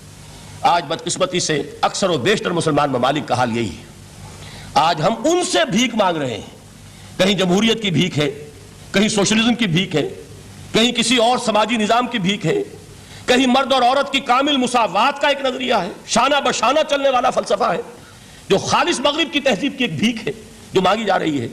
کاش کہ آج قرآن کے اس اصل اعجاز کی طرف، جو اس کا اصل معجزہ اس دور کے لیے، میں نے عرض کیا کہ اعجاز قرآنی کا وہ معجزہ کہ وہ فصاحت اور بلاغت کی معراج ہے، وہ یا تو اپریشیٹ کر سکتے ہیں اہل عرب، اور اہل عرب میں سے بھی حقیقت میں وہ جو قدیم جاہلی شاعری کے جاننے والے ہیں جو بہت کم رہ گئے اب، وہ جان سکتے ہیں کہ جب قرآن نازل ہوا تو کیوں زبانیں گنگ ہو گئی تھیں، کیوں کوئی ایک شخص جھوٹ موٹ کو بھی مدعی بن کر نہیں آ سکا کہ یہ میں نے قرآن کی جیسی ایک کتاب یا قرآن جیسی ایک سورت یا قرآن کی طرح کے چند جملے میں نے موضوع کر دیے ہیں۔ لیکن دوسرا پہلو ہے فکر اور فلسفہ، اس کے اعتبار سے جس کا سب سے بڑا ثبوت اس دور میں علامہ اقبال، اور تیسرا پہلو ہے Islamic social sciences, political science, economics, sociology. اس میں جو کچھ قرآن نے دیا ہے، جو آج بھی انسان کی رہنمائی کے لیے بہترین نظام ہے، اس نظام کو ہم سمجھے، اسے دنیا کے سامنے پیش کریں، تب در حقیقت قرآن مجید کا اعجاز سامنے آئے گا۔ یہ دو پہلو تو میں نے وہ عرض کیے ہیں کہ جو کسی غیر مسلم کو بھی نظر آئیں گے۔ قرآن کا پریزروڈ ہونا، اس کی انٹیگریٹی، اوتھینٹسٹی، یہ چیزیں وہ ہے کہ جو سب نے مانی۔ قرآن کے ذریعے تاریخ انسانی کا عظیم ترین انقلاب برپا ہونا، یہ وہ بات ہے کہ جو کسی اندھے کو بھی دیکھنی پڑتی ہے۔ اس حقیقت کا اعتراف دشمن کو بھی کرنا پڑتا۔ میں یاد دلا دوں آپ کو، ایچ جی ویلز، آپ نے نام سنا ہوگا، سائنٹیفک فکشن میں اس کا بڑا اونچا مقام ہے، لیکن اس نے تاریخ نسل انسانی پر بھی دو کتابیں لکھی، a short history of the world اور a concise history of the world. Concise history of the world میں وہ شخص حضور کے ذکر پر جب آتا ہے، تو میں صرف ذکر کر رہا ہوں، نقل کفر نہ باشد، اس نے حضور کی شخصیت پر بڑے رقیق حملے کیے ہیں، بڑے گھٹیا حملے کیے ہیں۔ حضور کی خاص طور پر تعدد ازدواج کا جو معاملہ ہے، یہ کڑوی گولی ان کے حلق سے اتر نہیں سکتی، اس لیے کہ ان کا آئیڈیل ہے حضرت مسیح اور حضرت یحییٰ، جان دی بیپٹسٹ اینڈ جیسس آف نازارت۔ ان دونوں نے ایک شادی بھی نہیں کی، تجرد کی زندگی بسر کی، لہذا ایک شادی بھی ان کے نزدیک گھٹیا فعل ہے۔ تو حضور نے تو کی ہیں 11 شادیاں، 11 نکاح کے۔ یہ جو کڑوی گولی ہے یہ ان کے حلق سے نیچے نہیں اترتی، اس لیے میں انہیں معذور سمجھتا ہوں۔ تو اس نے اس پہلو سے تو بڑے حملے کیے، لیکن خطبہ حجۃ الوداع کے وہ جملے جو ہے تاریخی، پورے کے پورے اس نے کوٹ کیے، لا فضل لعربی علی عجمی ولا لعجمی علی عربی ولا لاحمر علی اسود ولا لاسود علی احمر الا بالتقوی کلکم بنو آدم وآدم من تراب۔ کسی عرب کو کسی عجمی پر کوئی فضیلت نہیں، کسی عجمی کو کسی عرب پر کوئی فضیلت نہیں، کسی گورے کو کسی کالے پر کوئی فضیلت نہیں، کسی کالے کو کسی گورے پر کوئی فضیلت نہیں سوائے تقوی کے۔ تم سب کے سب آدم کی اولاد ہو اور آدم مٹی سے بنائے گئے تھے۔ یہ الفاظ لکھ کر کہتا ہے کہ جہاں تک human fraternity, equality and freedom, 3 الفاظ نوٹ کیجئے، انسانی حریت، انسانی مساوات، انسانی اخوت، کہتا ہے جہاں تک ان 3 چیزوں کے واز ہیں، سرمنز کا تعلق ہے، وہ تو دنیا میں پہلے بھی بہت کہے گئے۔ عیسائی ہونے کے باوجود خاص طور پر نام لیتا ہے جیسس آف نازارت۔ سرمنز تو حضرت مسیح کے ہاں بھی بہت مل جائیں گے کہ تمام انسان برابر ہیں، سب کو بھائی بھائی ہونا چاہیے، سب انسان آزاد ہیں، تمیز بندہ و آقا فساد آدمیت ہے، لیکن وہ کہتا ہے کہ یہ ماننا پڑتا ہے تاریخ انسانی میں پہلی مرتبہ ان اصولوں پر ایک انسانی معاشرہ قائم کیا محمد نے صلی اللہ علیہ وسلم. یعنی حضور کے ساتھ یہ معاملہ ایمپٹی سلوگنز کا نہیں ہے، یہ صرف واز نہیں ہے، یہ صرف سرمنز نہیں ہیں، یہ ایمپٹی سلوگنز نہیں ہے. He translated these things into actuality. ایک حقیقت، ایک واقعے کی شکل دی ہے محمد نے صلی اللہ علیہ وسلم. وہ معاشرہ پیدا کیا جس میں انسانی اخوت، انسانی مساوات اور انسانی حریت، یہ تینوں اقدار بتمام و کمال موجود تھی. یہی وجہ ہے اس صدی میں نوٹ کیجئے گاندھی جی، موہن داس کرم چند گاندھی، جس کو آج پوری دنیا میں تسلیم کیا جاتا ہے، عالم عرب میں بھی مہاتما گاندھی کی بڑی عزت ہے. پنڈت نہرو کا کسی زمانے میں استقبال ہوا تھا ریاض میں، تو ہمیں بہت غصہ آیا تھا کہ مرحبا برسول السلام، welcome to the prophet of peace. یہ الفاظ تھے کہ جن سے پنڈت نہرو کا استقبال ہوا تھا. غصہ ہمیں بہت آیا، یہ رسول کا لفظ استعمال کر دیا انہوں نے. بعد میں ہم نے سوچا بھائی رسول کے معنی ان کے ہاں ایلچی کے ہیں، تو انہوں نے اس کو اپنی جو بھی غلطی میں سمجھا یا صحیح سمجھا اس کو چھوڑ دیجئے، میں کوئی سیاسی گفتگو نہیں کرنا چاہتا. انہوں نے سمجھا کہ یہ شخص اس وقت امن کا پیغام بر ہے، لہذا اس کو ویلکم کیا ہے. بہرحال گاندھی جی کا جہاں تک معاملہ ہے، آپ کے علم میں ہے کہ پوری دنیا میں اس شخص کی عظمت کو تسلیم کیا گیا ہے. ہمارا معاملہ ہندوستانی مسلمانوں کا معاملہ یہ دوسرا ہے. وہ تو آپ کو معلوم ہے کہ جوتا جسے کاٹتا ہے اسے پتا چلتا ہے کہ یہ جوتی کاٹ رہی ہے، ورنہ دیکھنے والے کو پتا چلے گا بڑا خوبصورت جوتا ہے، بڑا عمدہ جوتا ہے، کوئی اس میں خرابی نہیں ہے، لیکن جسے وہ پنچ کر رہی ہو اسے پتا ہے کہ یہ ہے کیا. اس اعتبار سے ہمارا معاملہ علیحدہ ہے، لیکن دنیا کو بہت خوبصورت اور بہت ہی اعلیٰ اور بہت ہی اونچی شخصیت ایک نظر آتی ہے. بہرحال ایک پہلو سے یقیناً ماننا پڑے گا اس کی عظمت کو کہ ہندو قوم کے لیے اور ہندوستان کے لیے، اس کی آزادی کے لیے جو عظیم جد و جہد کی ہے، اس میں کوئی شک نہیں. میں اس وقت جو بات عرض کرنا چاہتا ہوں کہ 1937 کا تصور کیجئے. 1937 میں آپ کو معلوم ہے 1935 میں قانون بنا تھا اور پہلی مرتبہ الیکشنز ہوئے تھے بر صغیر میں 1937 میں، اور وہ ہوئے تھے صوبائی الیکشنز. ان کے نتیجے میں وزارتیں قائم ہوئی. مسلم لیگ نے بائیکاٹ کیا تھا الیکشن کو، لہذا پورے ہندوستان میں تمام صوبوں میں کانگریس کے وزراء کی وزارتیں بنی. ہریجن اخبار میں ایک مقالہ لکھا تھا گاندھی جی نے اس وقت، جس میں کہ ان کانگریسی وزراء کے سامنے نصیحت کے انداز میں یہ بات رکھی تھی کہ آج جب کہ آپ لوگوں کو اختیار مل رہا ہے اور حکومت، یہ پہلی انسٹالمنٹ تھی جو انگریزوں نے دی تھی ہمیں، سیلف رول یا ہوم رول کی پہلی انسٹالمنٹ تھی، تو جو بھی تمہیں اختیارات مل رہے ہیں اس میں تمہارے سامنے حضرت ابو بکر اور حضرت عمر کی مثال رکھتا ہوں. یہ ہے وہ بات کہ جادو وہ جو سر چڑھ کر بولے. عربی میں کہتے ہیں الفضل ما شہدت بہ الاعداء، اصل فضیلت وہ ہے جس کا کہ دشمن اعتراف کرے. مہاتما گاندھی اگر اعتراف کر رہا ہے کہ تاریخ انسانی کی عظیم ترین شخصیتیں حکومت کی سطح پر وہ ابو بکر اور عمر ہیں، تو ابو بکر اور عمر کس درخت کے پھل ہیں؟ وہ شجرہ طیبہ، شجرہ نبوت ہے کہ جس کے پھل ہیں ابو بکر اور عمر، جن کو تربیت دی ہے محمد نے صلی اللہ علیہ وسلم. تو معلوم ہوا کہ یہ چیزیں وہ ہیں کہ جس کا لوہا آج دنیا مان رہی ہے. لہذا ہمیں قرآن مجید کے اعجاز کے پہلو سے ان اعتبارات سے خود بھی توجہ کرنی چاہیے اور دنیا کو بھی ادھر متوجہ کرنا چاہیے. اب میں تبرکاً 3 مقامات سے میں نے آیات پڑھی ہیں. قرآن مجید کی عظمت کا وہ ادراک اور شعور جو ہمیں ہو سکتا ہے، ہم وہ کہ جو قرآن کو مانتے ہیں اللہ کا کلام، ہم اس بنیاد پر سمجھے کہ اللہ نے اپنے کلام کی کیا مدح کی ہے. اور نمبر 2 یہ فارسی کا ایک مصرع ہے کہ قدر گوہر شاہ داند یا بدانت گوہری. ہیرے جواہرات کی قدر و قیمت یا بادشاہوں کو معلوم ہوتی ہے جو ان میں کھیلتے ہیں، اور یا یہ کہ جوہری کو جو ان کا کاروبار کرتا ہے، جانتا ہے، پہچان ہے، پرکھتا ہے. عام آدمی کو کیا پتا اس کے ہاتھ پہ اگر کوئی آپ ہیرا رکھ دیں وہ سمجھے شاید کوئی کانچ کا ٹکڑا، اسے اس کے اندر کوئی فرق محسوس نہیں ہوگا. قدر گوہر شاہ داند یا بدانت گوہری، کہ ہیرے جواہرات جو ہیں ان کی قدر و قیمت کا اندازہ یا بادشاہوں کو ہوتا ہے یا جوہری کو ہوتا ہے. تو قرآن مجید کا عظمت کا صحیح ادراک یا اللہ کو ہے یا محمد الرسول اللہ کو ہے صلی اللہ علیہ وسلم. باقی جو کچھ دنیا دیکھتی ہے وہ تو وہ ظاہر کا ایک پہلو ہے، وہ تاریخی حقائق ہیں جو میں نے آپ کے سامنے رکھے. باقی قرآن مجید کی عظمت کا کوئی صحیح ادراک ہو سکتا ہے یا وہ اللہ تعالیٰ کی زبانی اور یا ہوگا محمد الرسول اللہ صلی اللہ علیہ وسلم کے فرامین کی روح سے. اسی لیے میں نے 3 جگہ سے آیات پڑھی ہیں. ایک مقام سے سورہ رحمان کی ابتدائی 4 آیات، سورہ یونس کی 2 آیات، سورہ حشر کی 1 آیت، اور 3 احادیث نبویہ ہیں جن کا میں نے ذکر کیا ہے، اس لیے کہ تیسری جو ہے وہ بہت طویل حدیث ہے، وہ پوری میں اس وقت نہیں پڑھ سکتا تھا. اس کے صرف ابتدائی اور آخری کلمات میں نے اس وقت آپ کو سنائے. میں تھوڑی سی تشریح ان کی کروں گا تاکہ قرآن مجید کی عظمت کا جو نقش میرے اور آپ کے قلب پر ہونا چاہیے وہ صحیح در حقیقت ان آیات اور احادیث کی روشنی میں ہمارے دلوں پر قائم ہو جائے۔ دیکھیے قرآن مجید کی عظمت یہ کلام ہے، اس کی کلام کی عظمت کا پہلا پہلو ہے متکلم کی عظمت کے اعتبار سے۔ عربی میں کہا جاتا ہے کہ کلام الملوک ملوک الکلام ہے، بادشاہوں کا کلام کلاموں کا بادشاہ ہوتا ہے۔ بادشاہ جب گفتگو کرے گا معلوم ہوگا شاہانہ انداز ہے، ایک کوئی بھکاری گفتگو کرے گا یا کوئی گجرا گفتگو کرے گا، سبزی فروش کرے گا، کوئی مچھلی فروش کرے گا، ہر ایک کا پتہ چل جائے گا کہ کون بولا وہ، جس کو کہتے ہیں کہ تانت بازی راگ پایا۔ دو جملے کوئی شخص بولے گا پتہ چل جائے گا کتنے پانی میں ہے، اس کے علم کا، فضل کا، تہذیب کا، تمدن کا کیا معیار ہے۔ اس لیے کہ کلام جو ہے در حقیقت متکلم کی پوری شخصیت کی عکاسی کرتا ہے، اس کا مقام کیا ہے، اس کا مرتبہ کیا ہے، اس کے ذہن کی بلندی کیا ہے، اس کے فکر کی گہرائی کیا ہے، اس کے افق ذہنی کی وسعت کیا ہے، اس سب کا اندازہ ہوگا کلام سے۔ تو اب یہ کلام ہے اللہ کا، معلوم ہوا کہ اللہ کی صفات کا ایک کامل عکس قرآن مجید میں موجود ہے۔ یہ بات سمجھیے، اس کو قرآن نے کس طرح بیان کیا، یہ وہ لطیف حقائق ہیں جن کے لیے قرآن مجید تمثیل کا پیرایا اختیار کرتا ہے۔ اب سورہ حشر کی تمثیل کیا ہے؟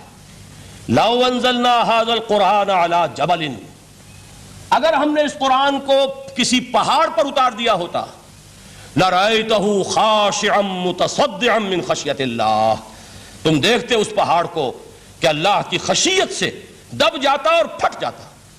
وَتِلْكَ الْأَمْثَالُ نَضْرِبُهَا لِلنَّاسِ لَعَلَّهُمْ يَتَفَكَّرُونَ، اور یہ مثالیں ہیں جو ہم لوگوں کے لیے بیان کرتے ہیں تاکہ وہ تفکر سے کام لیں، غور و فکر کریں۔ اگر میں اور آپ قرآن کی عظمت سے واقف نہیں ہوں گے، اس بات کو نوٹ کر لیجئے، تو میں اور آپ اپنا وقت کیسے صرف کریں گے اس کے لیے؟ انسان کا ایٹیچیوڈ بڑا یوٹیلیٹیرین ہے، آج کے انسان کا خاص طور پر۔ وہ کسی ایسے ہی کام کے لیے وقت لگائے گا جس میں اس کے لیے فائدہ ہو، اور اس فائدے کی چیز اگر نہیں ہے تو اس کی طرف متوجہ نہیں ہوگا۔ اگر قرآن مجید کی عظمت کا ہمیں ادراک ہو جائے تو ہم اپنا پورا وقت اس کے لیے وقف کر دیں گے، اس کو سمجھیں گے، اس کی گہرائیوں میں غوطہ زنی کریں گے، جیسے اقبال نے کہا کہ قرآن میں ہو غوطہ زن اے مرد مسلمان۔ لیکن اگر یہ کہ اس کی عظمت کا ادراک نہ ہوا تو بس یہ کہ کبھی اتفاق ہو گیا کہ کھول لیا اور اس کو پڑھ لیا، پڑھ بھی لیا بغیر سمجھے، اور اس کا ثواب کسی اور کو پہنچا دیا، وہ آج حصول ثواب بھی نہیں رہا، ایصال ثواب ہی رہ گیا ہے۔ ورنہ یہ کہ بہرحال علامہ اقبال نے جو اس پر پھپتی چست کی ہے کہ بآیا تشترا کارے جزی نیست کہ از یاسین او آسا بمیری، اس قرآن کی عظیم آیات سے اے مسلمان آج تیرا سروکار صرف اتنا رہ گیا ہے کہ کوئی شخص مر رہا ہو عالم نزا میں ہو تو اس کو یاسین سنا کر اس کی جان جلدی سے نکال دو، آسانی سے نکل جائے، بس یہ سروکار رہ گیا۔ میں یہ نہیں کہتا کہ نہ پڑھی جائے، حضور نے فرمایا ہے پڑھنی چاہیے، لیکن صرف یہ نہیں ہے اس کا مصرف، یہ تو انسانی زندگی کی رہنما کتاب بن کر نازل ہوئی ہے، اس کے اوپر اس اعتبار سے توجہ تم نہیں کر رہے ہو، بلکہ تمہاری اس کے ساتھ جو ہے دلچسپی صرف کتنی رہ گئی ہے۔ تو پہلی بات یہ کہ یہ سمجھیے کہ قرآن نے یہ تمثیل اختیار کی اپنے عظمت کے بیان کے لیے۔ اگر ہم نے اس قرآن کو پہاڑ پر اتار دیا ہوتا تو تم دیکھتے کہ وہ پھٹ جاتا اور دب جاتا۔ اب اس کو سمجھیے، القرآن یفسر بعضہ بعضا، قرآن کا ایک حصہ دوسرے حصے کی تفسیر کرتا ہے۔ سورہ اعراف میں واقع آیا ہے کہ حضرت موسیٰ علیہ السلام کا آپ کو معلوم ہے کہ کوہ طور پر اللہ تعالیٰ سے ہم کلامی کا شرف حاصل کرتے تھے، گفتگو ہو رہی ہے لیکن اللہ نظر نہیں آ رہا۔ اب اس کو اپنے اوپر طاری کیجئے کہ صاف سامنے آتے بھی نہیں، صاف چھپتے بھی نہیں۔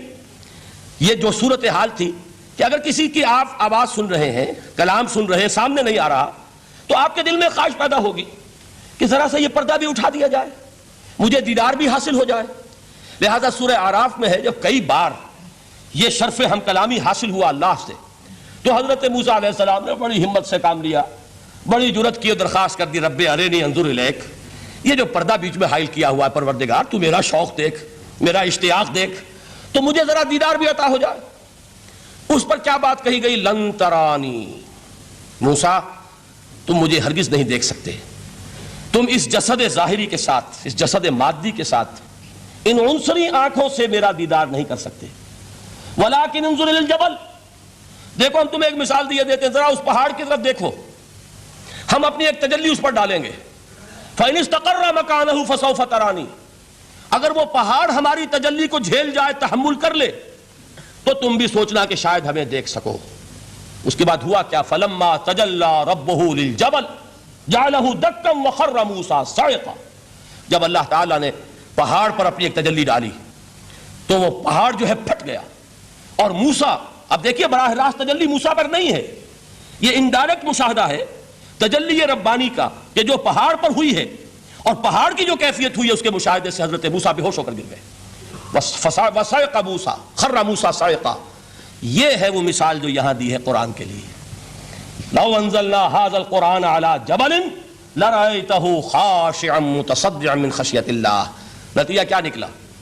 انفر کیجئے، استدلال، استنتاج. نتیجہ یہ نکلا کہ جو تاثیر تجلی ذات ربانی کی ہے وہی تاثیر کلام ربانی کی ہے، صرف یہ ہے کہ ہمیں اس کا شعور نہیں، ہمیں اس کا ادراک نہیں. یہ بالکل ذات کی تجلی کی جو تاثیر تھی وہی قرآن خود بیان کر رہا ہے کہ اس کلام ربانی کی بھی. اس کو بھی علامہ اقبال نے خوب کہا ہے، فاش گویم آنچ در دل مزمرست.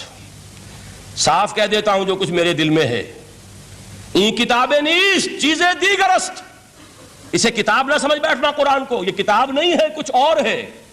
کچھ اور کیا ہے؟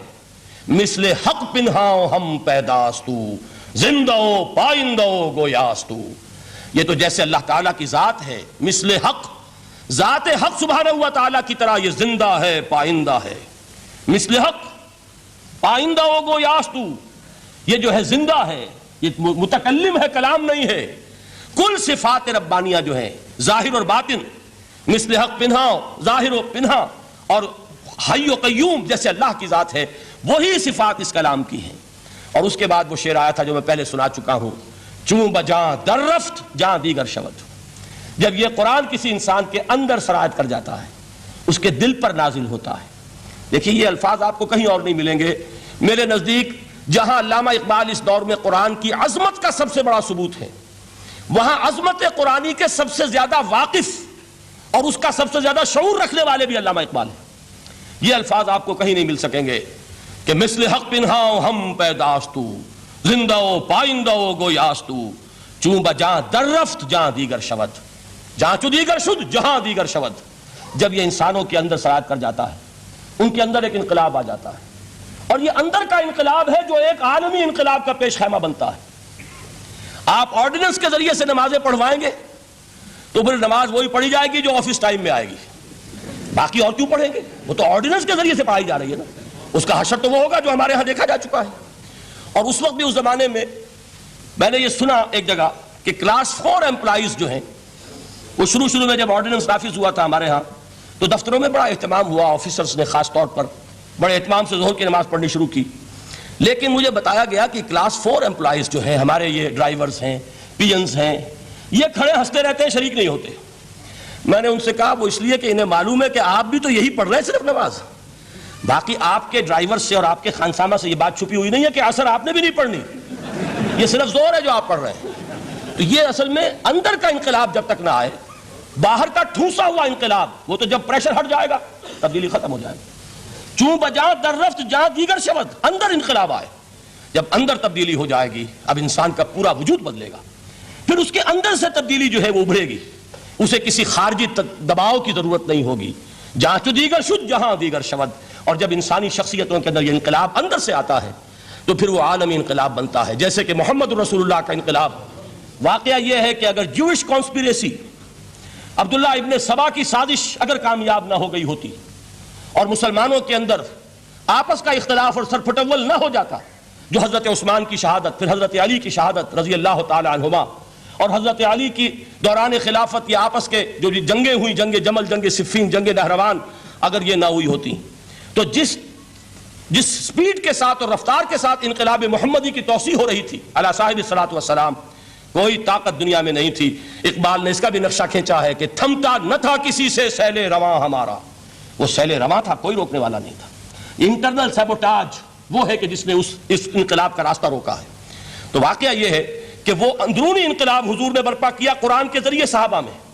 اندر سے جو انقلاب تھا اس نے عرب میں ایک انقلاب کی شکل اختیار کی، اور یہ انقلاب جو ہے اتنی اپنے اندر قوت رکھتا تھا، اتنی پوٹینشیلٹی تھی اس کی کہ وہ 20 برس کے اندر اندر کہاں آکسس دریائے جیہوں، کہاں اٹلانٹک. تصور تو کیجئے، تاریخ میں اس سے پہلے اتنی بڑی کوئی مملکت قائم ہوئی نہیں.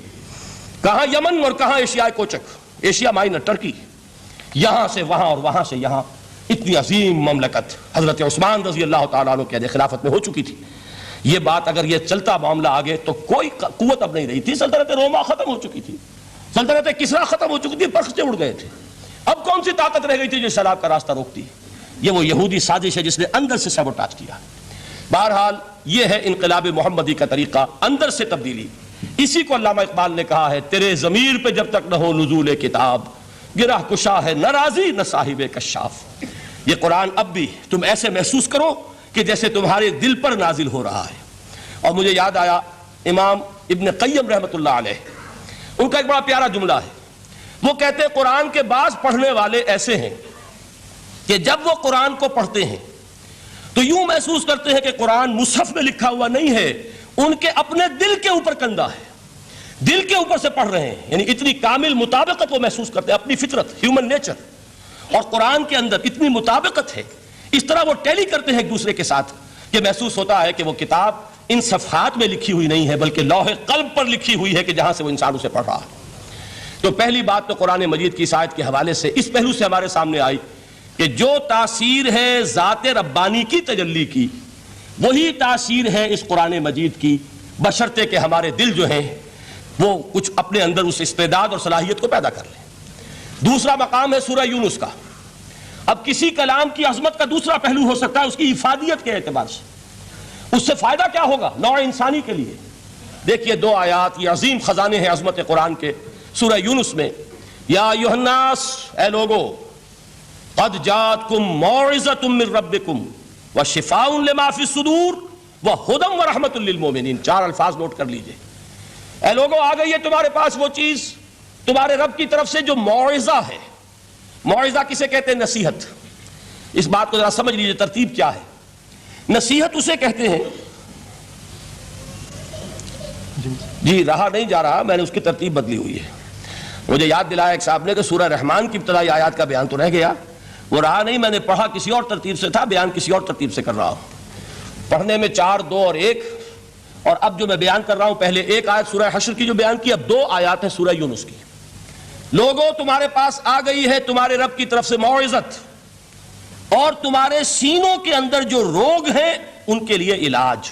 توجہ کیجئے گا, ہم نے قرآن کو کیا سمجھا ہے؟ صرف ایک مقدس کتاب, ایک حصول ثواب یا ایصال ثواب کا آلہ. قرآن ہے کیا؟ نمبر 1 موعظہ. موعظہ کسے کہتے ہیں؟ وعظ اسے کہتے ہیں وہ بات جس سے دل نرم ہو جائے, دل کے اندر گداز پیدا کرنے والی شے. وجہ کیا ہے؟ اعلیٰ سے اعلیٰ حکیمانہ بات کسی سے کہی جائے, دل سخت ہے, اثر نہیں ہوگا. ایک کرسٹ آ جاتا ہے انسان کے دل کے اوپر, جیسے کہ یہود کے علماء کے بارے میں فرمایا گیا, ثم قست قلوبکم فہی کالحجارۃ او اشد قسوۃ وان من الحجارۃ لما يتفجر منه الانہار وان منها لما يهبط من خشیۃ اللہ وان منها لما يشقق فيخرج منه الماء. اے لوگوں, پھر تمہارے دل سخت ہوتے چلے گئے, پھر وہ پتھروں کے مانند سخت ہو گئے, بلکہ ان سے بھی زیادہ سخت, اس لیے کہ پتھروں میں تو وہ بھی ہوتے ہیں کہ جو اللہ کے خوف سے گر جاتے ہیں, پتھروں میں وہ بھی ہوتے ہیں کہ جو اللہ کی خشیت سے پھٹ جاتے ہیں, ان میں سے پانی بہ نکلتا ہے. پتھر تو اس طرح کے ہیں, لیکن انسان کا دل جب سخت ہو جائے, جب پتھر بن جائے, تو کوئی شے دنیا کی اس کی سختی کا مقابلہ نہیں کر سکتی. پہلے اس سختی کو نرم کریں گے, جیسے زمین ہے چٹیل زمین, اس زمین کے اندر ہل چلے گا تو بارش جو ہے فائدہ دے گی. اس کو آپ زمین کو نرم کرتے ہیں تاکہ وہ بارش کو جذب کرے, ورنہ چٹیل زمین ہے سخت, وہ پانی بہ جائے گا اور وہ زمین کے اندر جذب نہیں ہوگا.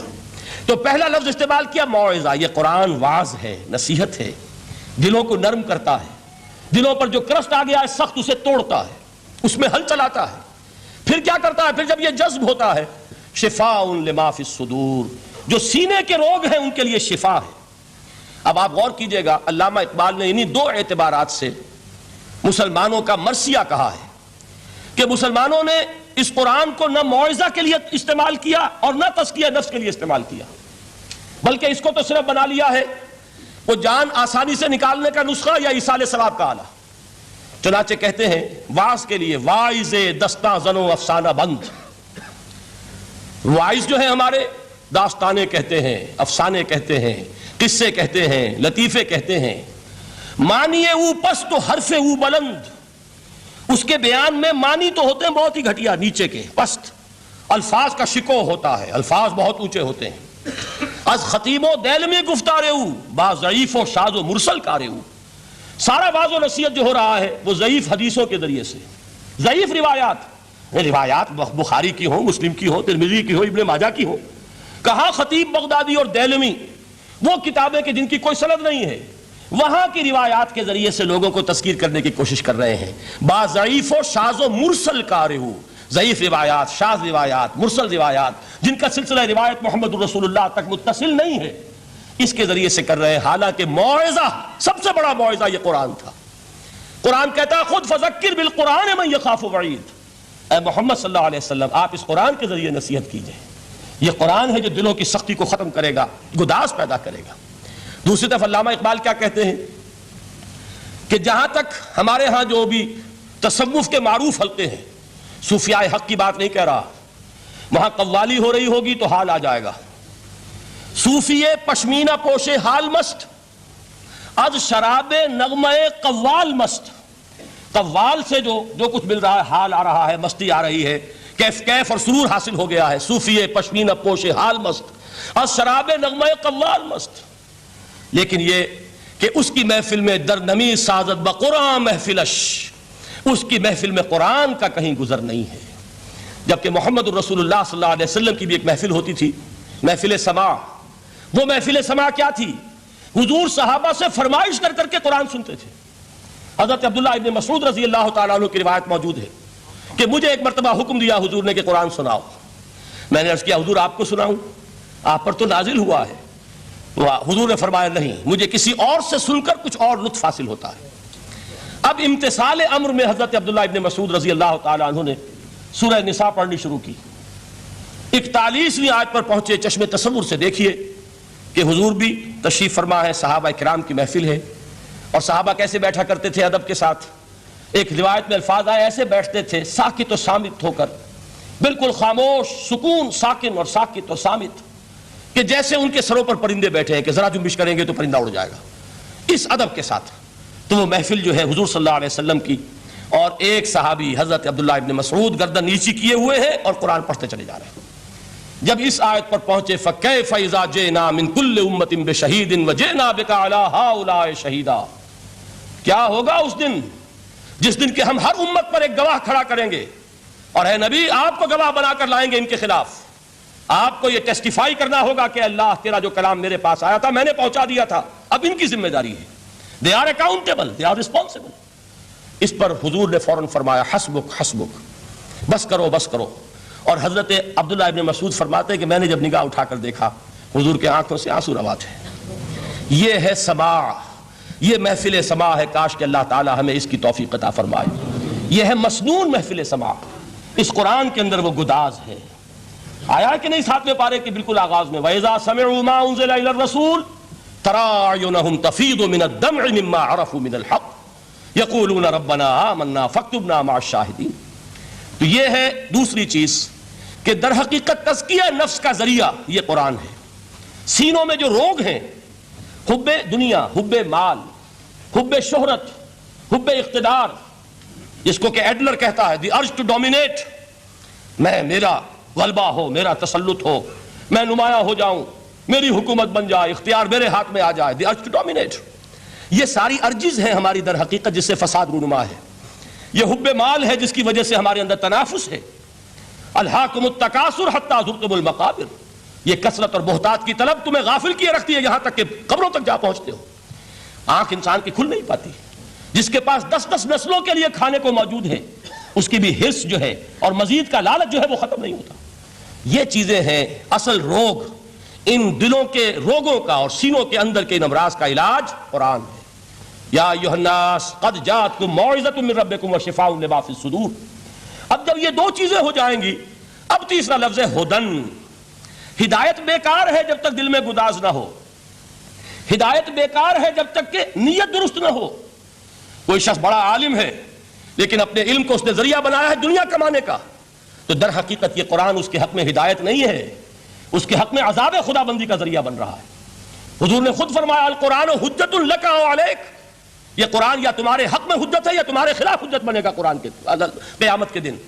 اس لیے کہ ایک شخص اس کو دنیا کمانے کا ذریعہ بنا رہا ہے، ایک شخص اس کو شہرت کے حصول کا ذریعہ بنا رہا ہے. ایک شخص علم کو ذریعہ بنا رہا ہے دنیا میں نمایاں ہونے کا، اپنی تعریف کا۔ حضور نے فرمایا کہ قیامت کے دن سب سے پہلے 3 افراد کا معاملہ پیش ہوگا عدالت خداوندی میں۔ ایک وہ جو بڑا عالم سمجھا جاتا تھا، اس سے بڑا علم پھیلا۔ دوسرا وہ جو بہت صاحب ثروت تھا، اس نے بہت خیرات کے کاموں میں پیسہ لگایا۔ تیسرا وہ جو دنیا میں شہید سمجھا جاتا تھا کہ اللہ کی راہ میں جنگ کرتے ہوئے جان دے دی۔ اللہ ان تینوں سے جو اس کو نعمتیں دی تھی ان کا ذکر کر کے پوچھے گا کہ میں نے تمہیں یہ دیا، تمہیں یہ دیا، تمہیں یہ دیا، تم کیا کر کے لائے؟ وہ شہید کہے گا کہ اللہ میں نے تیری راہ میں جنگ کی اور اپنی جان دے دی تاکہ تو راضی ہو جائے۔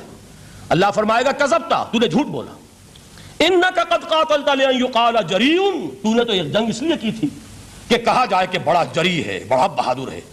یہ لوگوں سے بہادری کے تمغے لینا تمہارا مقصود تھا۔ وقد قیل، وہ کہا جا چکا ہے، اب یہاں تمہارے لیے کچھ نہیں۔ اور فرشتوں کو حکم ہوگا اور وہ اوندے منہ اس کو گھسیٹتے ہوئے جہنم میں جھونک دیں گے۔ دنیا میں شہید سمجھا جا رہا ہے، آخرت میں جہنمی ہے۔ یہی حال اس عالم کا ہوگا، یہی حال اس دولت مند کا ہوگا۔ تم نے یہ علم پھیلایا تھا کہ تمہارے علم کا چرچا ہو جائے، تمہاری شہرت ہو جائے، لوگ تمہاری دستبوسی کرنے لگیں، لوگ تم سے جھک کر ملیں۔ وہ دنیا میں ہو گیا، تمہارا مطلوب مل چکا، تمہارا مقصود حاصل ہو چکا، اب یہاں کچھ نہیں۔ تو جان لیجئے کہ جب تک دلوں کے روگ درست نہ ہوں، علم بیکار ہے، ہدایت قطعاً غیر مفید ہے۔ پہلے دلوں کا کرسٹ اترے، اس کی سختی دور ہو، یہ ہے موعظہ۔ دلوں کے اندر سے حب جاہ، حب دنیا، حب مال نکلے، یہ ہے تزکیہ، شفاء لما فی الصدور۔ اب ہدایت خداوندی، اب راستہ آپ دیکھیں گے اور اس راستے پر چلیں گے۔ یہ ہدایت جو ہے دنیا میں، یہی آخرت میں رحمت کی شکل میں ظاہر ہوگی۔ جنہوں نے اس قرآن کی ہدایت سے فائدہ اس دنیا میں اٹھایا، آخرت میں رحمت خداوندی کی بدلیاں ان پر سایہ کریں گے۔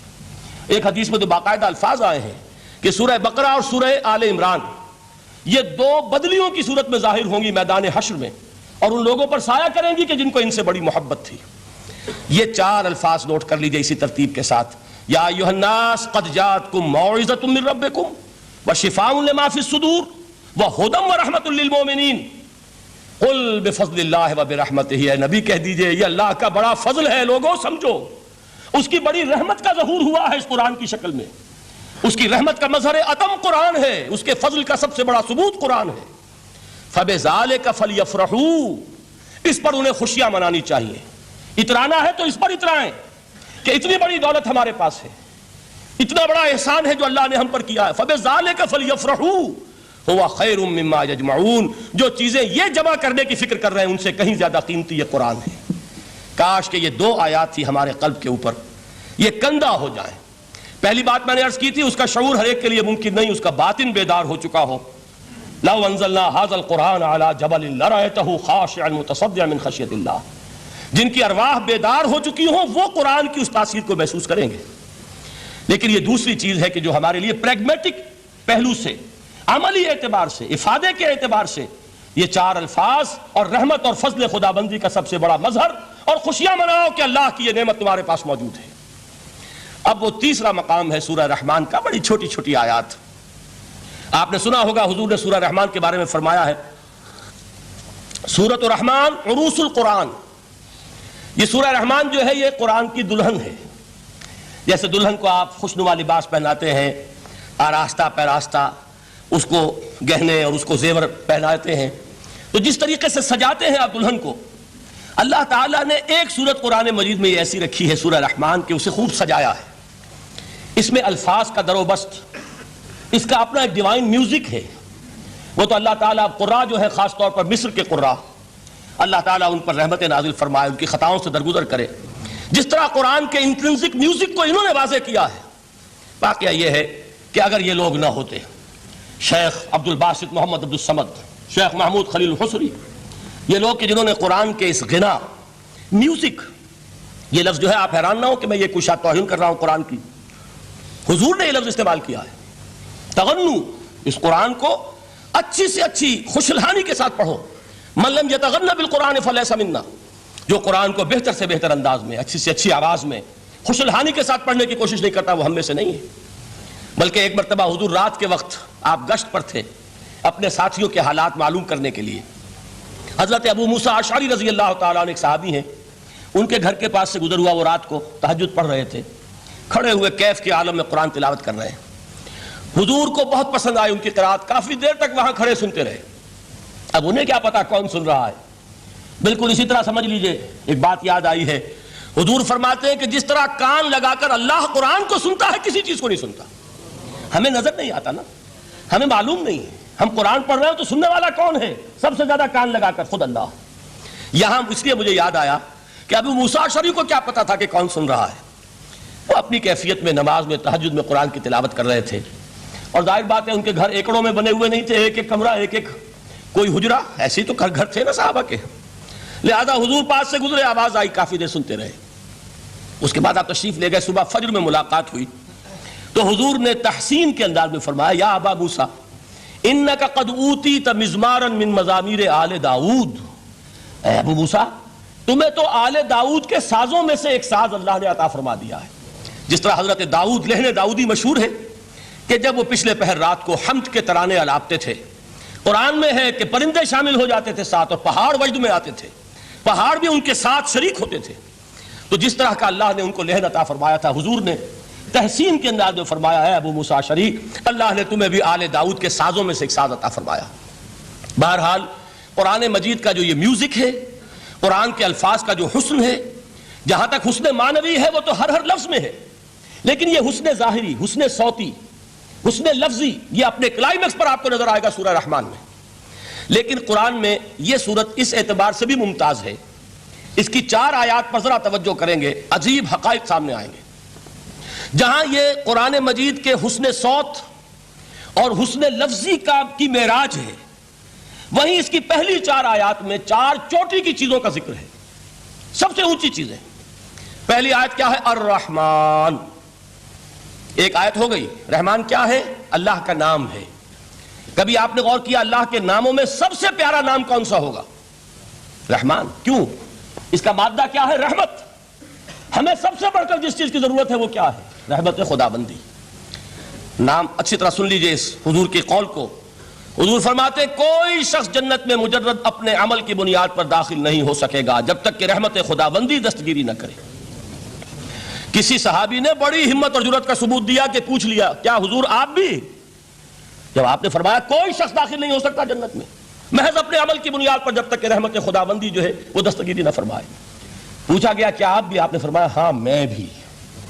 آپ اندازہ کیجئے کہ اگر محمد الرسول اللہ بھی رحمت خداوندی کے ضرورت مند ہوں تو تاب دیگراں چہ رسد، ہماری تو سب سے بڑی ضرورت رحمت خداوندی ہے. اب یہ رحمت جو ہے قرآن مجید میں اللہ تعالیٰ کی یہ شان 2 الفاظ کے ذریعے سے آتی ہے، رحیم اور رحمان. اور کوئی مادہ نہیں ہے جس سے 2 نام بنتے ہوں اللہ کے، لیکن یہ مادہ ہے واحد رحمت کا کہ جس سے رحمان بھی ہے رحیم بھی ہے. رحیم صفت مشبہ ہے، رحمت دائم ہو جائے گی، مستقل ہوگی تو رحیم کہیں گے. اور رحمان، اس میں رحمت کی ہے وہ شان ہے کہ جیسے ٹھاٹھے مارتا ہوا سمندر ہو، ہیجان کی کیفیت، طوفانی کیفیت. رحمت خداوندی کا طوفانی جوش وہ ہے رحمان. آپ تو رہتے اس علاقے میں ہیں، آپ کو معلوم ہے عرب اگر بھوکا مرا جا رہا ہو تو کیا کہے گا؟ انا جوعان. پیاسا مرا جا رہا ہو انا عطشان. بہت غضبناک ہوگا غضبان. غضبان آصفہ قرآن میں آیا ہے، بہت غضبناک. رحمان جس کی رحمت جو ہے جوش میں ہے، ٹھاٹھے مارتے ہوئے سمندر کے مانند. تو یہ اللہ تعالیٰ کے ناموں میں سب سے پیارا نام. اب آگے چلیے. الرحمن علم القرآن. رحمان نے قرآن سکھایا. رحمت خداوندی کا سب سے بڑا مظہر، رحمان کی رحمانیت کا سب سے بڑا مظہر قرآن ہے. ان میں جو منطقی ربط ہے اس کو سمجھتے جائیے. اچھا آپ یہ سوچئے، جو علم بھی انسان کو حاصل ہوا وہ کس نے دیا؟ اللہ نے. سائنس کا علم کس نے دیا؟ اللہ نے. علم آدم الاسماء کلہا. وہ علم الاسماء جو حضرت آدم کو دے دیا گیا تھا ازل میں، یہ اسی کا ظہور ہے، یہ اسی کی ایکسفولیشن ہے جو ہو رہی ہے اور ہوتی رہے گی ابھی. اور دوسرے علم ہے وہ کس نے دیے؟ اللہ نے دیے. لا یحیطون بشیء من علمہ الا بما شاء. مخلوق میں سے کوئی اللہ کے علم میں سے کسی شے کا احاطہ نہیں کر سکتا مگر وہ جتنا اللہ دینا چاہے. لیکن یہ کہ تمام علوم میں چوٹی کا علم قرآن. نوٹ کرتے جائیے، اب چوٹی کی چیزیں جمع کیجئے. اللہ کے ناموں میں چوٹی کا نام رحمان. اللہ نے جو کچھ انسان کو سکھایا اس میں چوٹی کا علم قرآن. خلق الانسان. انسان کو پیدا فرمایا. سوال یہ کہ حیوانات کو کس نے پیدا فرمایا؟ آسمان کس نے پیدا کیے؟ زمین کس نے پیدا کی؟ فرشتے کس نے پیدا کیے؟ کیا مطلب خلق الانسان؟ اس کی تمام مخلوقات میں اس کا کلائمیکس، اس کی تخلیق کی معراج، اس کے تخلیق کا نقطہ عروج انسان ہے۔ یہ ہے کہ جو مسجود ملائک بنا ہے۔ وَلَقَدْ كَرَّمْنَا بَنِي آدَمَ وَحَمَلْنَاهُمْ فِي الْبَرِّ وَالْبَحْرِ وَرَزَقْنَاهُمْ مِنَ الطَّيِّبَاتِ وَفَضَّلْنَاهُمْ عَلَى كَثِيرٍ مِّمَّنْ خَلَقْنَا تَفْضِيلًا۔ تو تخلیق میں سب سے اونچی تخلیق انسان کی، علموں میں سب سے اونچا علم قرآن کا، اللہ کے ناموں میں سب سے اونچا نام رحمان۔ اب آئیے چوتھی چیز، علمہ البیان، انسان کو بیان کی صلاحیت عطا فرمائی۔ کیا اور کوئی صلاحیت عطا نہیں کی؟ بینائی کس نے دی؟ اللہ نے۔ اسی طریقے سے سماعت کس نے عطا فرمائی؟ اللہ نے۔ کتنی فیکلٹیز ہیں، کتنے ایکسٹرنل آرگنز ہیں سینس کے، کتنے انٹرنل سینسز ہیں جو اللہ نے دیے ہیں۔ لیکن یہاں بھی سمجھ لیجئے جتنی فیکلٹیز ہیں ہیومن فیکلٹیز، ان میں ٹاپ کی فیکلٹی جو ہے وہ اسپیچ ہے، کلام ہے، بیان ہے۔ جن لوگوں نے میڈیکل سائنس کا مطالعہ کیا ہے وہ جانتے ہیں کہ یہ برین ہے، ہیومن برین، اس برین میں جو وہ اوپر ایک زرد سا مادہ ہوتا ہے، گرے میٹر، اس کی ایک کوٹنگ ہوتی ہے، یہ ہائیسٹ ایوالوڈ فارم ہے، اور اس میں سب سے بڑا رقبہ جو ہے وہ سپیچ سینٹر کہلاتا ہے۔ اسی لیے انسان کو حیوان ناطق کہتے ہیں۔ حیوان کے اور انسان کے مابین امتیاز قائم کیا گیا، نطق، گویائی، بولنا۔ اب یہ کیا چیز ہوئی؟ انسان کی صلاحیتوں میں سے سب سے اونچی صلاحیت۔ 4 آیتیں ہو گئی نا۔ اللہ کے ناموں میں سب سے چوٹی کا نام رحمان، اس نے جو علوم پیدا کیے ان میں چوٹی کا علم قرآن، اس نے جو مخلوقات پیدا فرمائی ان میں چوٹی کی مخلوق انسان، انسان کو جو صلاحیتیں اور استعدادات عطا فرمائی ان میں چوٹی کی استعداد بیان۔ جمع کیجئے نتیجہ کیا نکلے گا؟ وہ نتیجہ ایک حدیث نبوی کی شکل میں سامنے آتا ہے۔ پہلی حدیث میں نے یہی پڑھی تھی، اس کے راوی کون ہے؟ عثمان ابن عفان۔ میں حیران ہوتا ہوں وہ قافیہ یہاں بھی موجود ہے، رحمان، قرآن، بیان، انسان، عثمان، عفان، باپ کا نام بھی اسی وزن پر ہے، عثمان ابن عفان۔ عن عثمان ابن عفان رضی اللہ تعالی عنہ قال قال رسول اللہ صلی اللہ علیہ وسلم، حضرت عثمان شہید مظلوم ذو النورین رضی اللہ تعالی عنہ فرماتے ہیں کہ اللہ کے رسول صلی اللہ علیہ وسلم نے فرمایا، خیرکم من تعلم القرآن وعلمہ، تم میں سے بہترین لوگ وہ ہیں جو قرآن سیکھیں اور سکھائیں۔ قوت بیان جو تمہاری ٹاپ فیکلٹی ہے، اس کا استعمال کسی گھٹیا کام کے لیے نہیں ہونا چاہیے۔ دیکھیں اردو میں محاورہ ہے کہ توپ سے مکھی نہیں ماری جاتی، توپ بنائی گئی ہے کسی بڑی شے کے لیے، مکھی مارنے کے لیے توپ استعمال نہیں ہوتی۔ یہ قوت بیان جو ہے، جو ٹاپ موسٹ فیکلٹی ہے ہیومن جو فیکلٹیز ہیں ان میں سے، اس کا استعمال بھی ٹاپ موسٹ ہونا چاہیے۔ قرآن کو بیان کرو، وہ جیسے کہ علامہ اقبال نے کہا ہے، بلکہ غالباً ان کے قبر پر آس پاس جو اشعار لکھے ہوئے ان میں سے ایک یہ بھی ہے، اگر یک قطرہ خونداری اگر مشتے پرے داری بیابامن تو آموزم طریق شاہ بازی را، اگر تمہارے اندر ایک قطرہ بھی خون کا ہے اور مٹھی بھر بھی پر اگر اللہ نے دیے ہیں تو میرے پاس آؤ کہ میں تمہیں شاہبازی کے طریقے سکھاؤں۔ اسی طرح جان لیجئے اگر اللہ نے قوت گویائی عطا فرمائی، اگر اللہ نے تمہیں حیوان ناطق بنایا، اگر اللہ تعالیٰ نے تمہیں یہ صلاحیت عطا فرمائی، اس صلاحیت کا مصرف دنیا کو نہ بناؤ، اس صلاحیت کا مصرف اللہ کے کلام کو پھیلانے پر اس کو صرف کرو۔ خیرکم من تعلم القرآن وعلمہ، خیر جب لفظ آتا ہے بغیر من کے، ورنہ تو آتا خیر من ہو تو یہ ہوگی کمپیریٹیو جو ایک ایڈجیکٹیو جو ہوتی ہے، لیکن یہ سپرلیٹیو ڈگری ہے جب بغیر من کے ہوگا۔ خیرکم، دی بیسٹ امنگسٹ یو، جو تم میں بہترین لوگ ہیں وہ کون ہیں؟ من تعلم القرآن وعلمہ، جو قرآن سیکھیں اور سکھائیں، قرآن پڑھیں اور اسے بیان کریں۔ آج جان لیجئے سب سے بڑی ضرورت اس بات کی ہے کہ آج کا قرآن پڑھیں۔ آپ حیران ہوں گے کہ یہ کیا کہا اس نے۔ دیکھیے قرآن اترا ہے 1400 برس پہلے، لیکن تا قیام قیامت نوع انسانی کو جتنے مسائل درپیش ہوں گے ان سب کا حل اس میں ہے، البتہ کھودنا پڑے گا، گہرائی میں اترنا ہوگا۔ ایک قرآن کی سطح ہے، اس سطح نہیں، اس کی گہرائیوں کے اندر غوطہ زنی کرو۔ قرآن میں ہو غوطہ زن اے مرد مسلمان، اور آج کا قرآن یعنی آج کی ہدایت جو اللہ نے اس میں رکھی ہوئی ہے، ڈگ اٹ آؤٹ، اس کو نکالو اس کے اندر سے۔ ابھی میں حدیث تو آپ کو سناؤں گا، اس میں یہ تصور آئے گا سامنے اور واضح ہو کر۔ آج کے انسان کی رہنمائی اس قرآن سے اخذ کر کے انسان تک پہنچاؤ، یہ ہے فریضہ محمد الرسول اللہ کی امت کا صلی اللہ علیہ وسلم۔ آپ نے وہ حدیث سنی تھی کہ بلغوا عنی ولو آیۃ، حضور نے خطبہ حجۃ الوداع میں پہلے تو گواہی لی مسلمانوں سے، 1.25 لاکھ کا مجمع جمع تھا، حجۃ الوداع آخری حج، آپ نے اپنے خطبے میں، جس کے چند جملے میں سنا چکا ہوں آپ کو ایچ جی ویلز کے حوالے سے، اپنی تعلیمات کے اہم نکات کو بار بار دہرا کر بیان کیا، ہیمر کیا، اچھی طرح ذہنوں میں اتارا۔ اس کے بعد ایک سوال کیا، الا هل بلغت، لوگوں میں نے پہنچا دیا کہ نہیں؟ اور پورے مجمع نے کہا انا نشهد انک قد بلغت، بلکہ ایک روایت میں الفاظ بڑے پیارے آئے ہیں، انا نشهد انک قد بلغت الرسالۃ وادیت الامانۃ ونصحت الامۃ وکشفت الغمۃ۔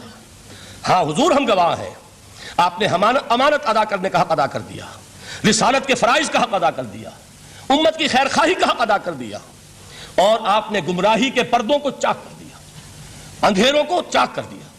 3 مرتبہ حضور نے سوال کیا، 3 مرتبہ جواب لیا۔ پھر آپ نے نگاہ آسمان کی طرف اٹھائی، انگشت شہادت سے 3 مرتبہ اشارہ کیا، اللہم اشہد، اللہم اشہد، اللہم اشہد، اے اللہ تو بھی گواہ رہے، یہ مان رہے ہیں کہ میں نے یہ قرآن ان تک پہنچا دیا۔ یعنی جسے آپ انگریزی میں کہتے ہیں سائی آف ریلیف، کہ ایک بڑا بھاری بوجھ آ پڑا تھا، بڑی ذمہ داری تھی، انا سنلقی علیک قولا ثقیلا، اے محمد ہم آپ پر ایک بڑی بھاری بات ڈالنے والے ہیں، اے اللہ گواہ ہے کہ وہ بوجھ میرے کاندھے سے اتر گیا۔ یہ تسلیم کر رہے ہیں کہ میں نے حق امانت ادا کر دیا، تیری امانت تھی میرے پاس یہ کلام، اللہ کا یہ پیغام انسانوں کے لیے نازل ہوا محمد پر صلی اللہ علیہ وسلم، تو امانت کا بوجھ کس کے بارے گرا، کس کے کاندھے پر ہے؟ حضور کے۔ اگر ادا نہ کرتے، ابھی وہ آپ نے آیت سنی تھی، یا ایھا النبی بلغ ما انزل الیک من ربک فإن لم تفعل فما بلغت رسالتہ، یا ایھا الرسول، اے رسول صلی اللہ علیہ وسلم پہنچا دیجئے جو کچھ نازل کیا گیا ہے آپ پر آپ کے رب کی طرف سے، اور اگر بالفرض آپ نے ایسا نہ کیا تو امانت کا حق ادا نہیں ہوگا، رسالت کا حق ادا نہیں ہوگا۔ حضور نے پہنچا کر، گواہی لے کر، جیسے کہ ایک اطمینان کا سانس لیا، اللہم اشہد، اللہ تو بھی گواہ رہے۔ اس کے بعد آپ نے فرمایا تھا وہ چھوٹا سا جملہ جو آپ میں سے ہر شخص بآسانی یاد کر کے اٹھ سکتا ہے، فَلْيُبَلِّغِ الشَّاهِدُ الْغَائِبَ، اب پہنچائیں وہ جو یہاں ہیں ان کو جو یہاں نہیں ہیں، اس لیے کہ میری رسالت پوری نوع انسانی کے لیے ہے، وقت فرصت ہے کہاں، کام ابھی باقی ہے، نور توحید کا اتمام ابھی باقی ہے، ابھی تو ہند تک یہ پیغام جانا ہے، چینیوں تک جانا ہے، ابھی یورپ میں اس پیغام کو پہنچنا ہے، دی اذانیں کبھی یورپ کے کلیساؤں میں، کبھی افریقہ کے تپتے ہوئے صحراؤں میں، یہ کون کرے گا؟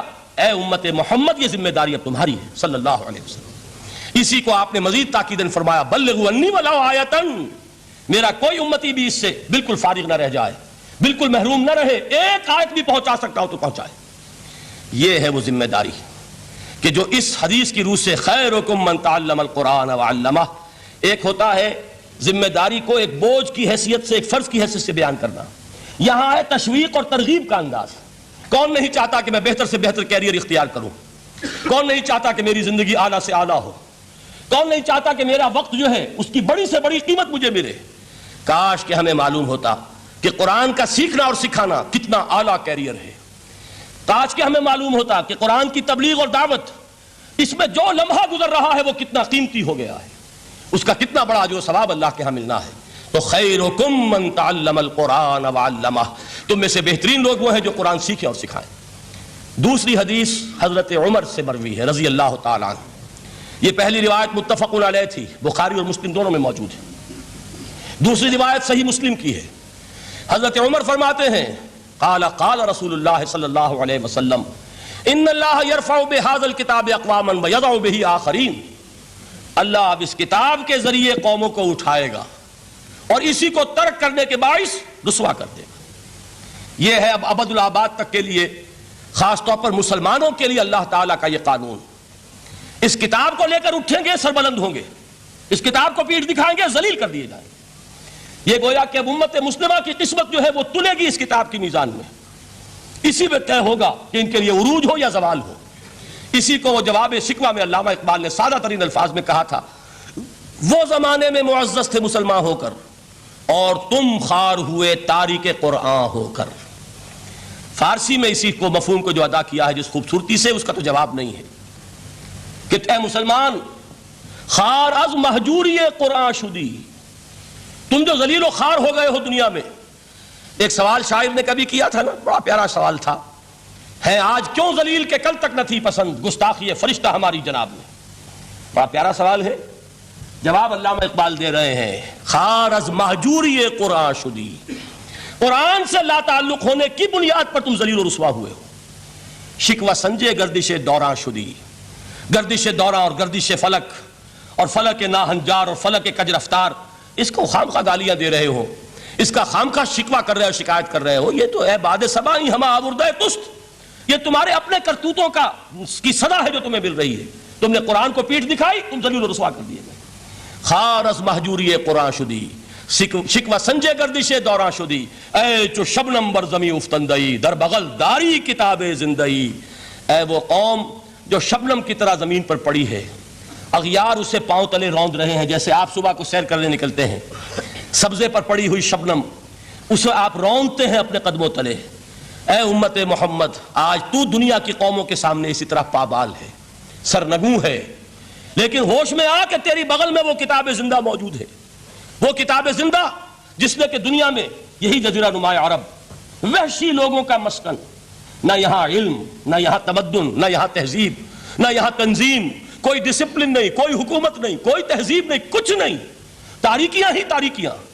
یہی کتاب تھی جس نے اسے منور کیا، یہی کتاب تھی جس نے دنیا کا امام بنایا، یہی کتاب تھی جس نے دنیا کا معلم بنایا، یہ کتاب تھی جس نے نئے نئے علوم ایجاد کرنے سکھائے، یہ کتاب تھی جس کی بدولت یہی عرب تھے جنہوں نے یونان کے فلسفے اور سائنس کو جو مر چکے تھے انہیں زندہ کیا، ان میں نئی چیزوں کا اضافہ کیا اور اسپین کی یونیورسٹیوں کے ذریعے سے یورپ تک دوبارہ پہنچا دیا۔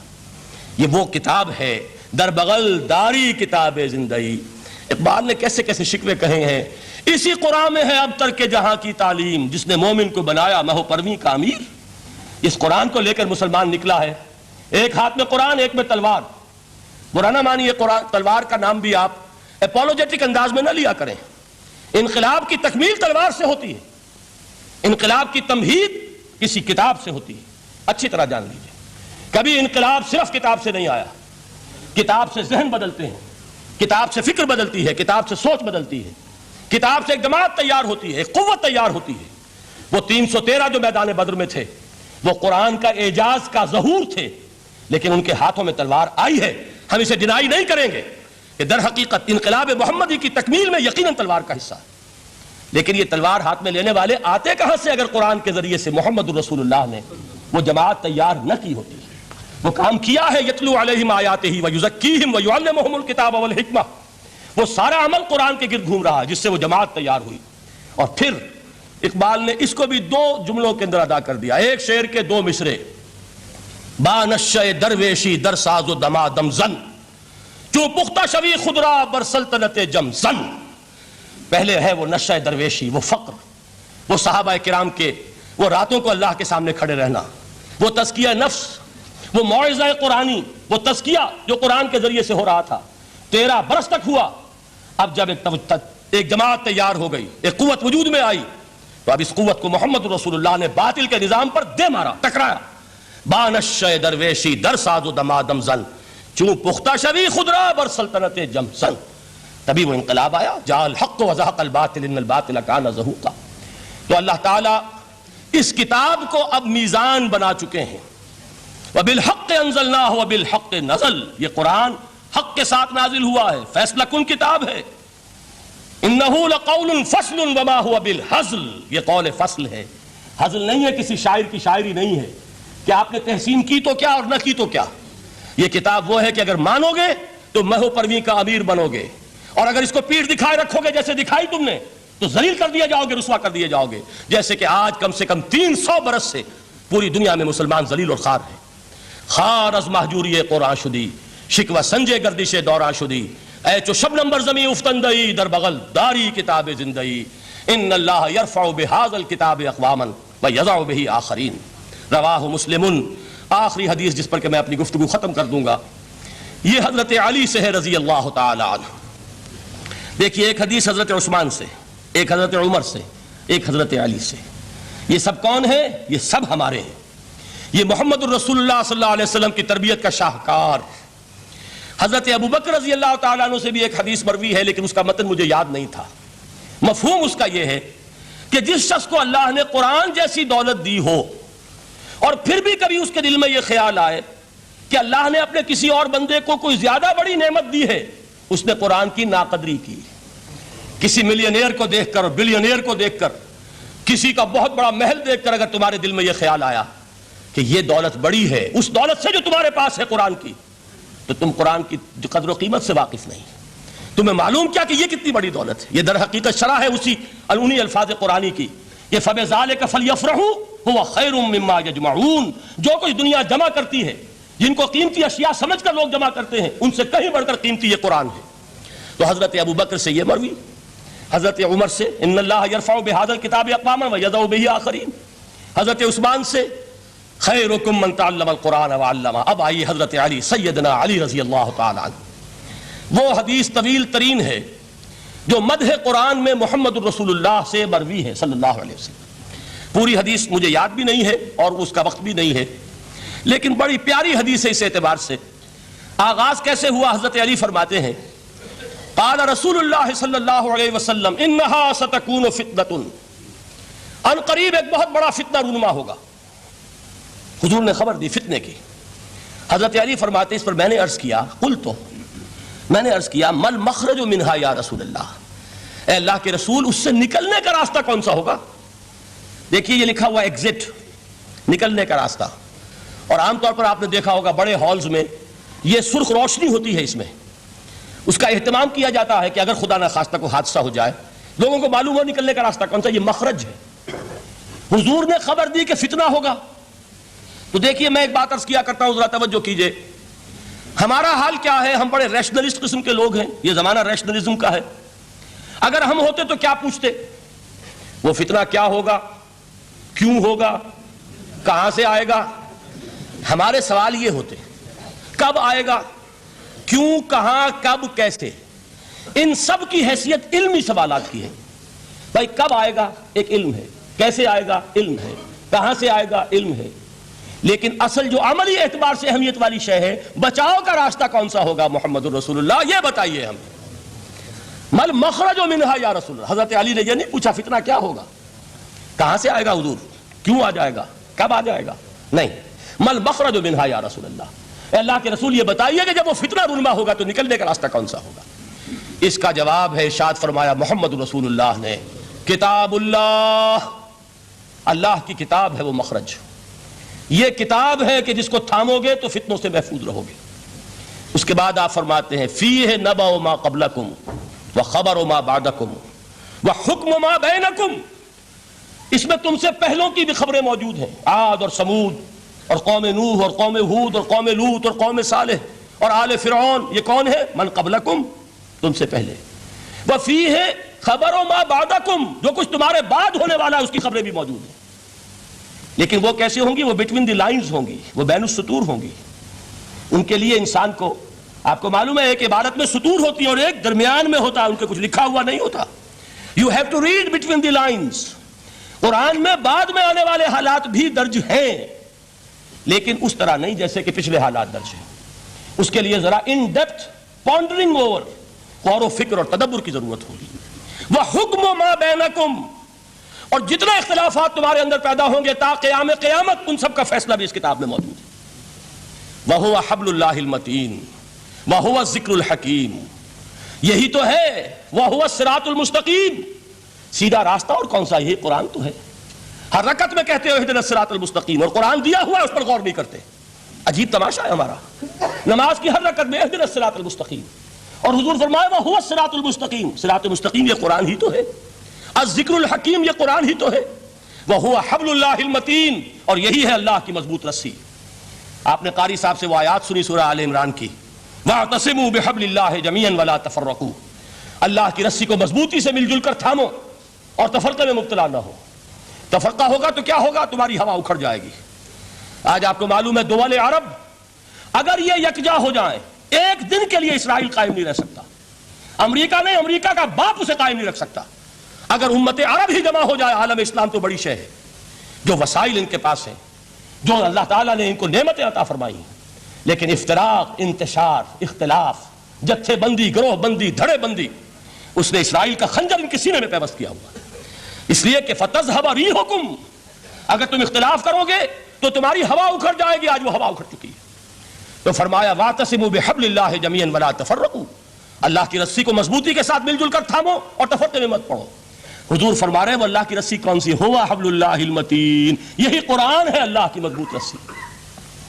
علامہ اقبال نے کیا خوب کہا ہے، علامہ اقبال نے قرآن اور حدیث کے حقائق کو جس طریقے سے اشعار کا جامہ پہنایا ہے، وہ تو خود کہتے ہیں گوہر دریائے قرآن سفتام، میں نے قرآن مجید کے دریا سے موتی نکال کر اپنے اشعار کے اندر میں نے چن دیے ہیں، میرا کام اور کچھ نہیں ہے۔ موتی کوئی بھی غواص پیدا نہیں کرتا، دریا کی گہرائی سے نکال لاتا ہے۔ یہ میری حکمت نہیں ہے جو میرے اشعار میں ہے، یہ میں نے قرآن مجید کے دریا میں غوطہ زنی کر کے اس سے یہ موتی نکالے۔ گوہر دریائے قرآن سفتام۔ اب دیکھیے اسی حدیث کے اس ٹکڑے کو کیسے شعر میں لائے ہیں۔ از یک آئینی مسلمان زندہ است، پے کرے ملت ز قرآن زندہ ہست۔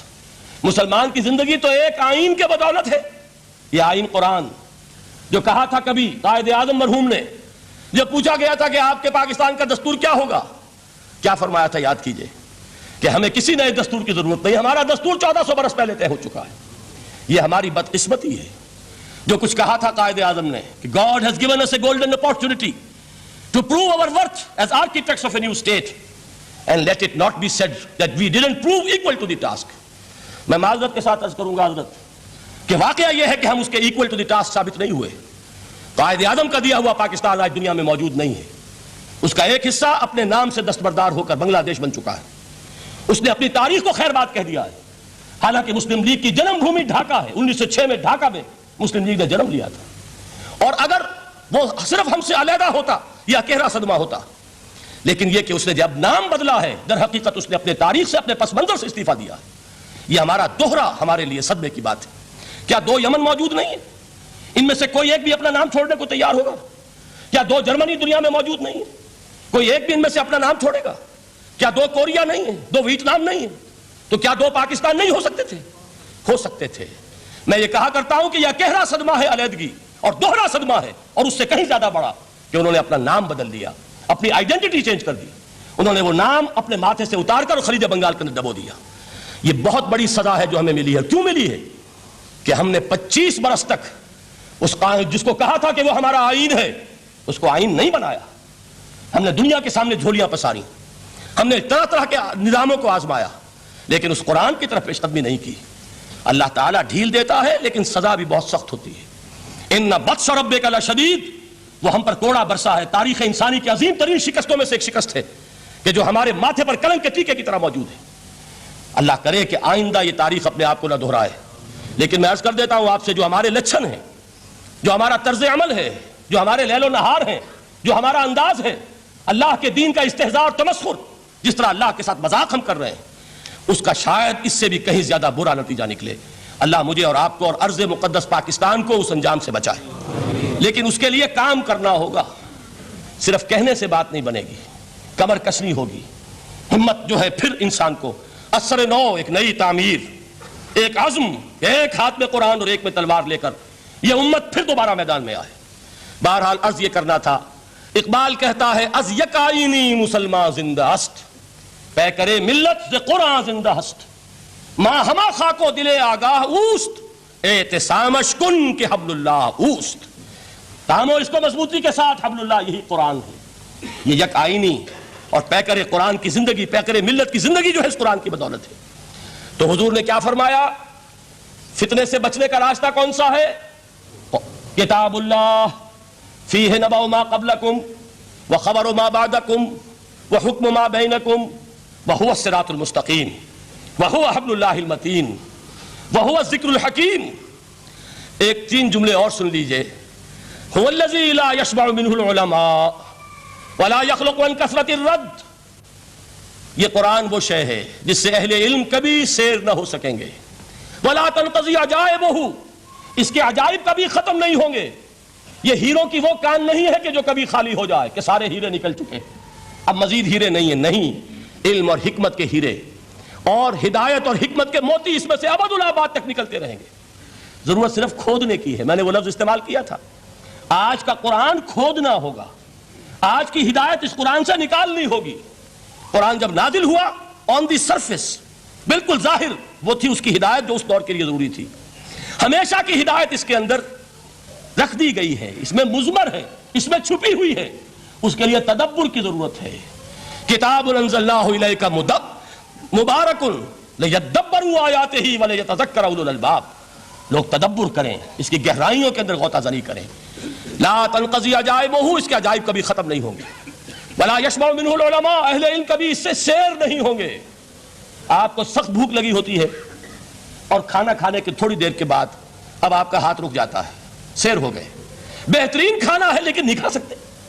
اگر عام حالات میں وہ آتا تو کبھی نہ چھوڑتے، لیکن اب وہ آپ کا میزبان کہہ رہا کچھ اور لیجیے، تناول فرمائیے ذرا یہ بھائی نہیں میں اب بھر چکا. یہ آپ کہتے ہیں کہ نہیں؟ حضور فرمایا یہ قرآن وہ شے نہیں ہے جس سے اہل علم کبھی سیر ہو سکے. ان کی پیاس بڑھتی چلی جائے گی، ان کے اندر quest of knowledge, search for wisdom بڑھتی چلی جائے گی. کبھی بھی انسان یہ محسوس نہیں کرے گا کہ مجھے جو لینا تھا میں لے چکا، بلکہ یہ کہ جیسے جیسے قدم آگے بڑھیں گے تہذیب کے، تمدن کے، علم کے، اتنے ہی قرآن جو ہے وہ آگے بڑھتا چلا جائے گا ہر دور کی رہنمائی کے لیے. لا تنقضی عجائبہ ولا یخلق عن کثرت الرد، بار بار کے پڑھنے سے اس پر بوسیدگی طاری نہیں ہوگی. دنیا کی اور کتابیں ہیں، ایک دفعہ پڑھ لیں گے، دو دفعہ پڑھ لیں گے، تین دفعہ پڑھ لیں گے، چار دفعہ پڑھ لیں گے، پھر جی نہیں چاہے گا. لیکن یہ کتاب وہ ہے. امام شافعی کا میں واقعہ آپ کو سناتا ہوں. وہ یہ کہتے ہیں کہ ایک مرتبہ میرے ذہن میں یہ سوال آ گیا کہ اجماع کے لیے بھی قرآن مجید میں کوئی سند ہے، دلیل ہے؟ سب مانتے ہیں کہ اجماع جو ہے سورس ہے قرآن کے اسلامی قانون کی، جس پر کہ امت کا اجماع ہو جائے. تو کہتے ہیں میں نے 300 مرتبہ قرآن پڑھا اول سے آخر تک صرف اس دلیل کی تلاش میں. 300 مرتبہ مجھے نہیں ملی. 301ویں مرتبہ جب پڑھ رہا تھا مجھے روشنی مل گئی. وہ یبتغی غیر سبیل المومنین کے جو الفاظ آئے ہیں، نولہ ما تولی ونصلہ جہنم، جو کوئی شخص مسلمانوں کے راستے کو چھوڑ کر کوئی اور راستہ اختیار کرے گا ہم اسے اسی کے حوالے کر دیں گے اور جہنم میں پہنچا دیں گے. معلوم ہوا مسلمانوں کا جس پر اجماع ہو جائے اس کو بھی ایک سند حاصل ہے. یہ مسلمانوں کا مجمع علیہ ایک راستہ ہے، اس کو بھی ایک سند اور دلیل کی حیثیت حاصل ہے. اب آخری الفاظ جو میں نے پڑھ کر سنائے تھے شروع میں، 4 الفاظ ہیں چوٹی کے، وہ تو اللہ کرے کہ آپ یاد کریں. اس حدیث کا اختتام، ویسے حدیث بہت طویل ہے. قرآن مجید کی عظمت کا بیان محمد الرسول اللہ کی زبانی صلی اللہ علیہ وسلم، قدر گوہر شادانت یا بدانت گوہری. میں نے قرآن کے 3 مقامات سے 7 آیتیں سنائی اور حضور صلی اللہ علیہ وسلم کی چند احادیث سنا رہا ہوں. آخری الفاظ کیا ہیں؟ من قال بہ صدق، جس نے اس قرآن کی بنیاد پر کوئی بات کہی اس نے سچ کہا. ومن حکم بہ عدل، جس نے اس قرآن کی بنیاد پر کوئی فیصلہ کیا اس نے عدل کیا. ومن عمل بہ اجر، اور جس نے اس پر عمل کیا اس کا اجر محفوظ.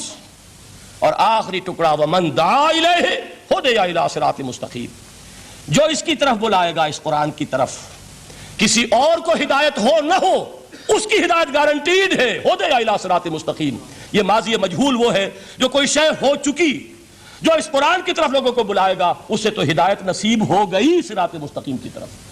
اللہ تعالیٰ مجھے اور آپ کو اس بات کی توفیق دے، اس قرآن مجید کی عظمت کا انکشاف ہو ہم پر کسی ادنا سے ادنا درجے میں، اس درجے میں تو ہو جائے کہ پھر کسی اور چیز کے پڑھنے میں لذت محسوس نہ ہو. اگر یہ بھی نہیں ہے، اگر ڈائجسٹ پڑھنے میں زیادہ دلچسپی ہے اور شکاریات پڑھنے میں زیادہ دل لگتا ہے، اور اگر بھوت پریت کی کہانیاں، یہ بھی عجیب ہے انسان کا معاملہ، اچھے اچھے عقلاء اور اچھے اچھے بالغ لوگ وہ بھی اس قسم کی اوکلٹ چیزیں پڑھتے ہیں، تو معلوم ہوا کہ قرآن مجید سے شناسہ نہیں، قرآن سے تعارف نہیں ہوا، اس کے جمال و جلال سے کوئی حصہ نہیں ملا. اگر یہ ہو جائے کم سے کم، جیسے کہ کہا تھا انہوں نے، وہ جو سبع معلقہ کے شاعر ہیں آخری، اب عادل قرآن، کیا قرآن کے بعد بھی گنجائش ہے کہ اب میں شعر کہوں؟ اگر یہ حیثیت ہماری ہو جائے کہ قرآن کے پڑھنے کے بعد اب کسی اور شے کے پڑھنے میں لطف محسوس نہ ہو، جو چیز پڑھیں قرآن کو سمجھنے کے لیے پڑھیں. قرآن کے سمجھنے کے لیے ظاہر بات ہے، میں ایک مثال دیا کرتا ہوں کہ آپ سمندر کے کنارے کھڑے ہیں، آپ سے تو بہت قریب ہے سمندر، لیکن آپ پانی لینا چاہتے ہیں تو اتنا ہی لیں گے جتنی بالٹی آپ کے پاس ہے. سمندر میں پانی کی کمی نہیں ہے، لیکن آپ کی بالٹی، پھول کھلے ہیں گلشن گلشن، لیکن اپنا اپنا دامن، گلشن میں پھول کی کمی نہیں ہے، میری جھولی چھوٹی ہے، کیا کروں؟ تو اگر آپ کا ظرف ذہنی چھوٹا ہے تو قرآن سے کتنا کچھ اس میں اڈھیل لیں گے. ظرف ذہنی وسیع ہونا چاہیے، آپ کے ذہن کے اندر وسعت ہو، اور یہ وسعت ذہن جو ہے یہ پیدا ہوتی ہے دوسرے علوم سے. آپ سائنس جتنی پڑھیں گے آپ کا ذہن وسیع سے وسیع تر ہوگا، فلسفہ جتنا پڑھیں گے ذہن وسیع سے وسیع تر ہوگا، منطق پڑھیے ذہن وسیع سے وسیع ہوگا، تیز ہوگا، شارپ ہو جائے گا. یہ ساری چیزیں در حقیقت پڑھنی چاہیے کس لیے؟ ظرف ذہنی کو وسیع کرنے کے لیے، تاکہ اس میں قرآن مجید کے علم و حکمت کا زیادہ سے زیادہ حصہ ہم حاصل کر سکیں۔ اگر یہ بات ہو جائے، اور پھر خیرکم من تعلم القرآن وعلمہ، یہ تو ہوا قرآن سے حاصل کرنا۔ اب اس حاصل کرنے کے بعد اب اس کے بانٹنے والے بن جاؤ۔ سب سے بڑی دولت یہ ہے، لہذا سب سے بڑا سخی وہ ہے جو اس دولت کو بانٹ رہا ہو، انسان کا سب سے بڑا خادم وہ ہے جو ہدایت کے خزانے لٹا رہا ہو۔